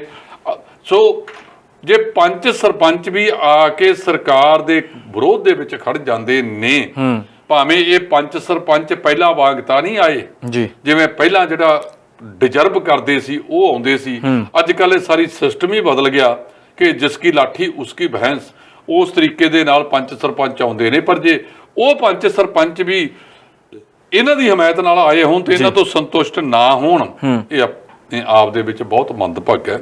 ਸੋ ਕੈਪਟਨ ਸਾਹਿਬ ਨੂੰ ਸੋਚਣਾ ਚਾਹੀਦਾ, ਪੰਚਾਇਤ ਮੰਤਰੀ ਨੂੰ ਦੇਖਣਾ ਚਾਹੀਦਾ ਕਿ ਜੇ ਉਹਨਾਂ ਨਾਲ ਵਾਅਦੇ ਕੀਤੇ ਸੀ ਤਾਂ ਉਹਨਾਂ ਵਾਅਦਿਆਂ ਦੇ ਉੱਤੇ ਖਰਾ ਉਤਰਿਆ ਜਾਵੇ। ਜੀ ਢਿੱਲੋਂ ਸਾਹਿਬ, ਪੰਜਾਬੀ ਗਾਇਕ ਨੇ ਗੁਰਦਾਸ ਮਾਨ ਵਿਵਾਦਾਂ ਦੇ ਵਿੱਚ ਲਗਾਤਾਰ ਘਿਰਦੇ ਹੋਏ ਨਜ਼ਰ ਆ ਰਹੇ ਸੀਗੇ। ਜ਼ਮਾਨਤ ਉਹਨਾਂ ਨੂੰ ਮਿਲਦੀ ਹੋਈ ਨਜ਼ਰ ਆ ਰਹੀ ਹੈ, ਰਾਹਤ ਮਿਲ ਗਈ ਹੈ, ਜ਼ਮਾਨਤ ਦੇ ਦਿੱਤੀ ਗਈ ਹੈ ਹਾਈ ਕੋਰਟ ਵੱਲੋਂ। ਤੁਹਾਨੂੰ ਕੀ ਲੱਗਦਾ ਹੈ ਕਿ ਇਹ ਮਾਮਲਾ ਕਿੰਨਾ ਕੁ ਹਾਈਲਾਈਟ ਹੋ ਗਿਆ ਤੇ ਕਿੰਨਾ ਕੁ ਹੋਣਾ ਚਾਹੀਦਾ ਸੀ? ਦੇਖੋ, ਗੁਰਦਾਸ ਮਾਨ ਇੱਕ ਵਿਲੱਖਣ ਸ਼ਖਸੀਅਤ ਦਾ ਮਾਲਕ ਸੀ। ਆ ਪਿੱਛੇ ਜੇ ਆ ਕੇ ਪਤਾ ਨਹੀਂ ਕਿਉਂ ਹੋਇਆ, ਜਾਂ ਉਹਨੂੰ ਆ ਜਿਹੜੀਆਂ ਦੋ ਤਿੰਨ ਵਾਕਿਆ ਵਾਪਰੇ ਨੇ ਜਿਹਦੇ ਨਾਲ ਉਹਦੀ ਸਮਾਨੀ ਚੜੀ ਗੁੱਡੀ ਜਿਹੜੀ ਆ ਉਹ, ਇਹ ਫਿਰ ਉਹੀ ਗੱਲ ਹੈ ਕਿ ਆਤਿਸ਼ਬਾਜ਼ੀ ਹੁੰਦੀ ਹੈ ਗੁੱਡੀ ਵੀ। ਸਰਕਾਰਾਂ ਦਾ ਕੰਮ ਵੀ ਆਤਿਸ਼ਬਾਜ਼ੀ ਵਾਲਾ ਹੁੰਦਾ, ਐਨ ਸਿਖਰ ਤੇ ਜਾਂਦੇ ਨੇ, ਪਟਾਕਾ ਪੈਂਦਾ ਥੱਲੇ ਆ ਜਾਂਦੇ ਨੇ। ਗੁਰਦਾਸ ਮਾਨ ਹੋਰਾਂ ਨੇ ਉਹ ਜਿਹੜਾ ਬਾਬਾ ਲਾਡੀ ਸ਼ਾਹ ਉਹਦਾ ਮੁਕਾਬਲਾ ਗੁਰੂ ਸਾਹਿਬਾਨਾਂ ਦੇ ਨਾਲ ਕਰਤਾ ਸੀ, ਪਰ ਉਹਨੇ ਨਾਲ ਦੀ ਨਾਲ ਮਾਫੀ ਮੰਗ ਲਈ ਸੀ ਜੀ। ਕਈ ਚੀਜ਼ਾਂ ਨੂੰ ਅੱਜ ਕੱਲ ਉਛਾਲਿਆ ਬਹੁਤ ਵੱਡੀ ਪੱਧਰ ਤੇ ਜਾ ਰਿਹਾ ਹੈਗਾ। ਕਈ ਚੈਨਲਾਂ ਵਾਲਿਆਂ ਦਾ ਤਾਂ ਕੰਮ ਹੀ ਇਹ ਹੋ ਗਿਆ ਕਿ ਉਹ ਨਿੱਕੇ ਜਿਹੇ ਬਿਲ ਜੇ ਬਾਅਦ ਦਾ ਬਤੰਗੜ ਬਣਾ ਕੇ ਦਿਨ ਤੇ ਲੈ ਕੇ ਰਾਤ ਤੱਕ ਕਰੀ ਜਾਂਦੇ ਨੇ। ਜਿਵੇਂ ਉਹ ਬੁੱਧੂ ਦਾ ਲੇਲਾ ਸੀ ਜਿਹੜਾ, ਉਹ ਕੁੱਤਾ ਬਣਾਤਾ ਸੀ। ਸੋ ਗੁਰਦਾਸ ਮਾਨ ਤੇ 295 ਇਹ ਧਾਰਮਿਕ ਭਾਵਨਾਵਾਂ ਭੜਕਾਉਣ ਦੇ ਮਾਮਲੇ 'ਚ ਪਰਚਾ ਦਰਜ ਵੀ ਪ੍ਰੈਸ਼ਰ 'ਚ ਹੋਇਆ ਸੀ। ਜ਼ਿਲ੍ਹਾ ਅਦਾਲਤ ਨੇ ਜ਼ਮਾਨਤ ਨਹੀਂ ਦਿੱਤੀ। ਮੈਂ ਪਹਿਲਾਂ ਹੀ ਤੁਹਾਨੂੰ ਇਸੇ ਚੈਨਲ ਤੇ ਬਹਿ ਕੇ ਆਪਣੇ ਪ੍ਰੋਗਰਾਮ 'ਚ ਕਹਿਤਾ ਸੀ ਕਿ ਹਾਈ ਕੋਰਟ ਤੋਂ ਹਰ ਹਾਲਤ ਉਹਨੂੰ ਇਹ ਅੰਤਰਮ ਜ਼ਮਾਨਤ ਮਿਲ ਜਾਣੀ ਹੈ। ਤੁਹਾਨੂੰ ਯਾਦ ਹੋਵੇਗਾ ਕਿ ਇੱਕ ਵਾਰੀ ਅਕਸ਼ੇ ਕੁਮਾਰ ਸ਼ਾਮਲ ਹੋਣ ਆਇਆ, ਉਹ ਬਿਆਨ ਤਾਂ ਉਹਦਾ 10 ਮਿੰਟ 'ਚ ਲਿਖਿਆ, ਉਦੋਂ 2 ਘੰਟੇ ਪੁਲਿਸ ਵਾਲੇ ਫੋਟੋ ਹੀ ਖਿਚਾਉਂਦੇ ਰਹੇ ਉਹਦੇ ਨਾਲ। ਹੁਣ ਵੀ ਇਹੀ ਹੋਣਾ ਹੈ ਕਿ ਗੁਰਦਾਸ ਮਾਨ ਨੇ ਜਦੋਂ ਥਾਣੇ 'ਚ ਜਾਣਾ ਤਾਂ ਬਹੁਤ ਗਿਣਤੀਆਂ ਨੇ ਉਹਦੇ ਨਾਲ ਫੋਟੋ ਖਿਚਾਉਣੀ ਹੈ ਜੀ। ਸੋ ਅਦਾਲਤ ਨੇ ਕਹਿਤਾ ਕਿ ਤੁਸੀਂ ਜਾਓ, ਇਨਵੈਸਟੀਗੇਸ਼ਨ ਜੁਆਇਨ ਕਰੋ, ਇਨਵੈਸਟੀਗੇਸ਼ਨ ਦੇ ਵਿੱਚ ਸਹਿਯੋਗ ਦਿਓ, ਔਰ ਜਦੋਂ ਕੋਈ ਬੰਦਾ ਮਾਫੀ ਮੰਗ ਲਵੇ ਤਾਂ ਉਦੋਂ ਬਾਅਦ ਉਹਦੇ ਬਾਅਦ ਦੇ ਬਤੰਗੜ ਨਹੀਂ ਬਣਾਇਆ ਕਰਦੇ। ਮਾਫੀ ਦੇਣਾ ਕਿਸੇ ਨੂੰ ਵੱਡੀ ਗੱਲ ਹੁੰਦੀ ਹੈ। ਜੇ ਕਿਸੇ ਨੂੰ ਮਾਫੀ ਬੰਦਾ ਮੰਗ ਲੇ, ਆਪਣੀ ਗਲਤੀ ਦਾ ਅਹਿਸਾਸ ਹੋ ਜਾਵੇ ਤਾਂ ਮਾਫ ਕਰ ਦੇਣਾ ਨਾਲ ਬੰਦਾ ਘਟਦਾ ਨਹੀਂ, ਬੰਦਾ ਵੱਡਾ ਹੀ ਹੁੰਦਾ ਹੈਗਾ। ਹੁਣ ਉਹ ਕਾਨੂੰਨੀ ਪ੍ਰਕਿਰਿਆ 'ਚ ਪੈ ਗਿਆ, ਹੁਣ ਕੀ ਹੋਊਗਾ ਜੀ? ਅਦਾਲਤ ਨੇ ਕਹਿਤਾ, ਉਹਨੇ ਜਾ ਕੇ ਜੁਆਇਨ ਜਾਇਆ, ਉਹਨਾਂ ਇੱਕ ਦਿਨ ਥਾਣੇ ਵਾਲਿਆਂ ਨੇ ਉਹਦਾ ਬਿਆਨ ਲਿਖ ਲੈਣਾ, ਹਾਂ ਜੀ ਇਨਵੈਸਟੀਗੇਸ਼ਨ ਜੁਆਇਨ ਕਰ ਲਈ, ਉਦੋਂ ਬਾਅਦ ਉਹਦੀ ਪੱਕੀ ਜ਼ਮਾਨਤ ਹੋ ਜਾਣੀ ਹੈ। ਪੱਕੀ ਜ਼ਮਾਨਤ ਤੋਂ ਬਾਅਦ ਕੇਸ ਤਾਂ ਪਤਾ ਨਹੀਂ ਕਿੰਨਾ ਕੁ ਚਿਰ ਚੱਲਣਾ ਜੀ, ਰਾਹਤ ਮਿਲ ਜਾਣੀ ਹੈ। ਸੋ ਪਹਿਲੀ ਗੱਲ ਤਾਂ ਗੁਰਦਾਸ ਮਾਨ ਜਿੱਡੀ ਵੱਡੀ ਸ਼ਖਸੀਅਤ ਹੈ, ਉਹਨਾਂ ਨੂੰ ਵੀ ਥੋੜ੍ਹਾ ਸੋਚ ਸਮਝ ਕੇ ਠਰਮੇ ਨਾਲ ਗੱਲ ਕਰਨੀ ਚਾਹੀਦੀ ਹੈ। ਅੱਜ ਕੱਲ੍ਹ ਸੋਸ਼ਲ ਮੀਡੀਆ ਇੰਨਾ ਕੁ ਵਾਇਰਲ ਕਰ ਦਿੰਦਾ ਹੈ ਕਿ ਬਾਅਦ ਦੇ ਵਿੱਚ ਬੰਦਾ ਅੜਿੱਕੇ 'ਚ ਆਵੇ। ਮੈਂ ਤਾਂ ਤੁਹਾਨੂੰ ਕਹਿਣਾ, ਪਤਾ ਨਹੀਂ ਕਿਹੜੇ ਕਿਹੜੇ ਰਿਕਾਰਡਿੰਗਾਂ, ਅੱਜ ਕੱਲ੍ਹ ਤਾਂ ਫੋਨ ਤੇ ਗੱਲ ਕਰਨੀ ਵੀ ਕਿਸੇ ਨਾਲ ਨਾ ਕੋਈ ਬਾਹਲੀ ਵਧੀਆ ਨਹੀਂ ਰਹੀ। ਸੋ ਇਸ ਮਾਮਲੇ ਦੇ ਵਿੱਚ ਜੋ ਕਾਨੂੰਨੀ ਪ੍ਰਕਿਰਿਆ ਸੀ ਉਹਦੇ ਮੁਤਾਬਕ ਮਾਨਯੋਗ ਅਦਾਲਤ ਦਾ ਅਧਿਕਾਰ ਹੈ, ਅਦਾਲਤ ਨੇ ਅਧਿਕਾਰ ਵਰਤ ਕੇ ਉਹਨਾਂ ਨੂੰ ਅੰਤਰਮ ਜ਼ਮਾਨਤ ਦੇਤੀ। ਉਹ ਹੁਣ ਜਾ ਕੇ ਜਿਹੜੀ ਜਾਂਚ ਹੈ ਉਹਦਾ ਹਿੱਸਾ ਬਣਨਗੇ। ਹਿੱਸਾ ਬਣਨ ਤੋਂ ਬਾਅਦ ਪੁਲਿਸ ਵਾਲਿਆਂ ਨੇ ਜਾ ਕੇ ਕਹਿ ਦੇਣਾ, ਹਾਂ ਜੀ ਇਹ ਜਾਂਚ ਇਹਨਾਂ ਨੇ ਜੁਆਇਨ ਕਰ ਲਈ, ਉਦੋਂ ਬਾਅਦ ਅਦਾਲਤ ਨੇ ਉਹਦੀ ਜ਼ਮਾਨਤ ਪੱਕੀ ਕਰ ਦੇਣੀ ਜੀ। ਢਿੱਲੋਂ ਸਾਹਿਬ, ਕਰੋਨਾ ਮਹਾਮਾਰੀ ਫੈਲੀ ਤਾਂ ਕਈ ਬੱਚੇ ਅਨਾਥ ਹੋ ਗਏ, ਮਾਂ-ਬਾਪ ਉਹਨਾਂ ਦੇ ਇਸ ਦੁਨੀਆ ਤੇ ਨਹੀਂ ਰਹੇ। ਇਸ ਦੇ ਚੱਲਦਿਆਂ ਕੇਂਦਰ ਸਰਕਾਰ ਵੱਲੋਂ ਉਹਨਾਂ ਬੱਚਿਆਂ ਵਾਸਤੇ ਰਾਹਤ ਪੈਕੇਜ ਬਣਾਇਆ ਗਿਆ ਹੈ। ਤੁਹਾਡੇ ਤੋਂ ਜਾਣਨਾ ਚਾਹਾਂਗੇ ਕਿ ਕੀ ਰਾਹਤ ਦਿੱਤੀ ਗਈ ਹੈ ਇਹਨਾਂ ਬੱਚਿਆਂ ਨੂੰ। ਪਹਿਲਾਂ ਕੇਂਦਰ ਸਰਕਾਰ ਨੇ ਬਣਾਇਆ ਸੀ ਜੀ ਵੀ 2000 ਰੁਪਈਆ ਇਹਨਾਂ ਬੱਚਿਆਂ ਨੂੰ ਮਿਲੇਗਾ। ਇਹ ਯੋਜਨਾ ਦੇ ਵਿੱਚ ਕਹਿੰਦੇ ਆ ਵੀ ਤਬਦੀਲੀ ਕੀਤੀ ਜਾ ਰਹੀ ਹੈ ਜੀ। ਹੁਣ 4000 ਰੁਪਈਆ ਜਿਹੜਾ ਅਨਾਥ ਬੱਚੇ ਨੂੰ ਦਿੱਤਾ ਜਾਵੇਗਾ, ਉਹ ਮਹੀਨੇ ਦਾ ਦਿੱਤਾ ਜਾਵੇਗਾ, ਸਾਲ ਦਾ ਦਿੱਤਾ ਜਾਵੇਗਾ। ਮੇਰਾ ਖਿਆਲ ਅਨਾਥ ਬੱਚੇ ਵਾਸਤੇ 4000 ਰੁਪਇਆ ਮਹੀਨਾ ਹੀ ਹੋਵੇਗਾ, ਤਾਂ ਹੀ 12 ਚੌਕ 48,000 ਰੁਪਇਆ ਉਹਨੂੰ ਮਿਲ ਜਾਵੇਗਾ। ਕੇਂਦਰ ਦਾ ਇਹ ਚੰਗੀ ਯੋਜਨਾ ਹੈ। ਜੇ ਸਹਾਇਤਾ ਦੇਣ ਅਨਾਥ ਬੱਚਿਆਂ ਨੂੰ ਲੱਗੇ ਨੇ, ਜੇ ਇਹ ਸਹਾਇਤਾ ਤਾਂ ਫਿਰ ਅਨਾਥ ਆਸ਼ਰਮਾਂ 'ਚ ਹੀ ਜਾਊਗੀ, ਜਿੱਥੇ ਜਾਂ ਬੱਚੇ ਜਿਹੜੇ ਘਰਾਂ 'ਚ ਕਿਸੇ ਕੋਲ ਰਹਿੰਦੇ ਨੇ ਅਨਾਥ ਹੋਣ ਤੋਂ ਬਾਅਦ। ਪਰ ਇਹ ਕਹਿਣਾ ਵੀ ਇਹ ਚੰਗਾ ਫੈਸਲਾ ਹੈਗਾ, ਇਹਦੇ ਨਾਲ ਅਨਾਥ ਬੱਚਿਆਂ ਨੂੰ ਕੁਝ ਨਾ ਕੁਝ ਉਹਨਾਂ ਦੇ ਜ਼ਖਮਾਂ ਤੇ ਮਰਹਮ ਜ਼ਰੂਰ ਲੱਗੇਗੀ ਜੀ। ਢਿੱਲੋਂ ਸਾਹਿਬ, ਜਾਂਦੇ ਜਾਂਦੇ ਇੱਕ ਖਾਸ ਖਬਰ ਦੇ ਉੱਤੇ ਚਰਚਾ ਕਰਾਂਗੇ। ਕੈਂਸਰ ਅਜਿਹੀ ਨਾਮੁਰਾਦ ਬਿਮਾਰੀ ਹੈ ਜੋ ਇੱਕ ਵਾਰ ਫੇਰ ਆਪਣੇ ਪੈਰ ਪਸਾਰਦੀ ਹੋਈ ਨਜ਼ਰ ਆ ਰਹੀ ਹੈ। ਕੈਂਸਰ ਜਿਹੜਾ ਹੈਗਾ ਜੀ, ਬਠਿੰਡੇ ਜ਼ਿਲ੍ਹੇ ਦਾ ਪਿੰਡ ਸੀ ਜੱਜਲ, ਉਹਦੇ ਵਿੱਚ ਸਭ ਤੋਂ ਪਹਿਲਾਂ ਤਲਵੰਡੀ ਸਾਬੋ ਦੇ ਕੋਲ ਪੈਂਦਾ, ਉਹਦੇ ਵਿੱਚ ਇਹ ਸਭ ਤੋਂ ਪਹਿਲਾਂ ਜਾਰੀ ਦੇ ਕੇਸ ਡਿਟੈਕਟ ਹੋਏ ਸੀ। ਦੂਜਾ ਪਿੰਡ ਸੀ ਦਿਆਲਪੁਰਾ, ਉਹ ਵੀ ਬਠਿੰਡੇ ਜ਼ਿਲ੍ਹੇ ਦਾ। ਸੋ ਉਹ ਪਿੰਡ ਦੇ ਵਿੱਚ ਕਾਫੀ ਮੌਤਾਂ ਹੋਈਆਂ, ਇੱਕ ਪਰਿਵਾਰ ਦੇ 4-5 ਜੀ ਚਲੇ ਗਏ ਸੀਗੇ। ਤਾਂ ਹੁਣ ਤਾਜ਼ਾ ਇੱਕ ਕੋਈ ਸਟੱਡੀ ਹੋਈ ਹੈ ਜਿਹਦੇ ਵਿੱਚ ਇਹ ਪਤਾ ਲੱਗਿਆ ਕਿ 1 ਲੱਖ ਪਿੱਛੇ 107 ਮਰੀਜ਼ ਹੈ ਜਿਹੜੇ ਉਹ ਦੁਬਾਰਾ ਕੈਂਸਰ ਦਾ ਸਿਰ ਚੁੱਕਣ ਲੱਗ ਗਏ ਨੇ।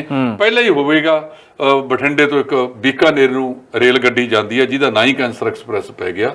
ਸੋ ਜੇ ਇਹ ਦੁਬਾਰਾ ਚੱਲੀ ਆ ਤਾਂ ਜਿਹੜਾ ਪੰਜਾਬ ਦਾ ਸਿਹਤ ਮਹਿਕਮਾ ਹੈ, ਪੰਜਾਬ ਦਾ ਸਿਹਤ ਮੰਤਰੀ ਹੈ, ਇਹ ਪਿੰਡ ਬੜੇ ਚਿਰ ਤੋਂ ਉੱਠਿਆ ਹੋਇਆ ਸੀ, ਪਰ ਦੁਬਾਰਾ ਇਸ ਸਟੱਡੀ ਦਾ ਆਉਣਾ ਤਾਂ ਸਿਹਤ ਵਿਭਾਗ ਕਰਦਾ ਕੀ ਰਿਹਾ, ਸੁੱਤਾ ਕਿਉਂ ਪਿਆ ਰਿਹਾ, ਇਹਦੇ ਤੇ ਕਦਮ ਕਿਉਂ ਨਾ ਕੀਤਾ ਗਿਆ, ਇਹ ਸਵਾਲ ਸਿਹਤ ਮਹਿਕਮੇ ਤੋਂ ਲੋਕ ਪੁੱਛਦੇ ਆ ਜੀ। ਢਿੱਲੋਂ ਸਾਹਿਬ, ਤੁਸੀਂ ਪ੍ਰੋਗਰਾਮ ਦਾ ਹਿੱਸਾ ਬਣੇ, ਵੱਖ-ਵੱਖ ਮੁੱਦਿਆਂ ਤੇ ਆਪਣਾ ਪ੍ਰਤੀਕਰਮ ਦਿੱਤਾ, ਤੁਹਾਡਾ ਬਹੁਤ ਬਹੁਤ ਧੰਨਵਾਦ ਹੈ। ਸ਼ੁਕਰੀਆ ਜੀ, ਮਿਹਰਬਾਨੀ।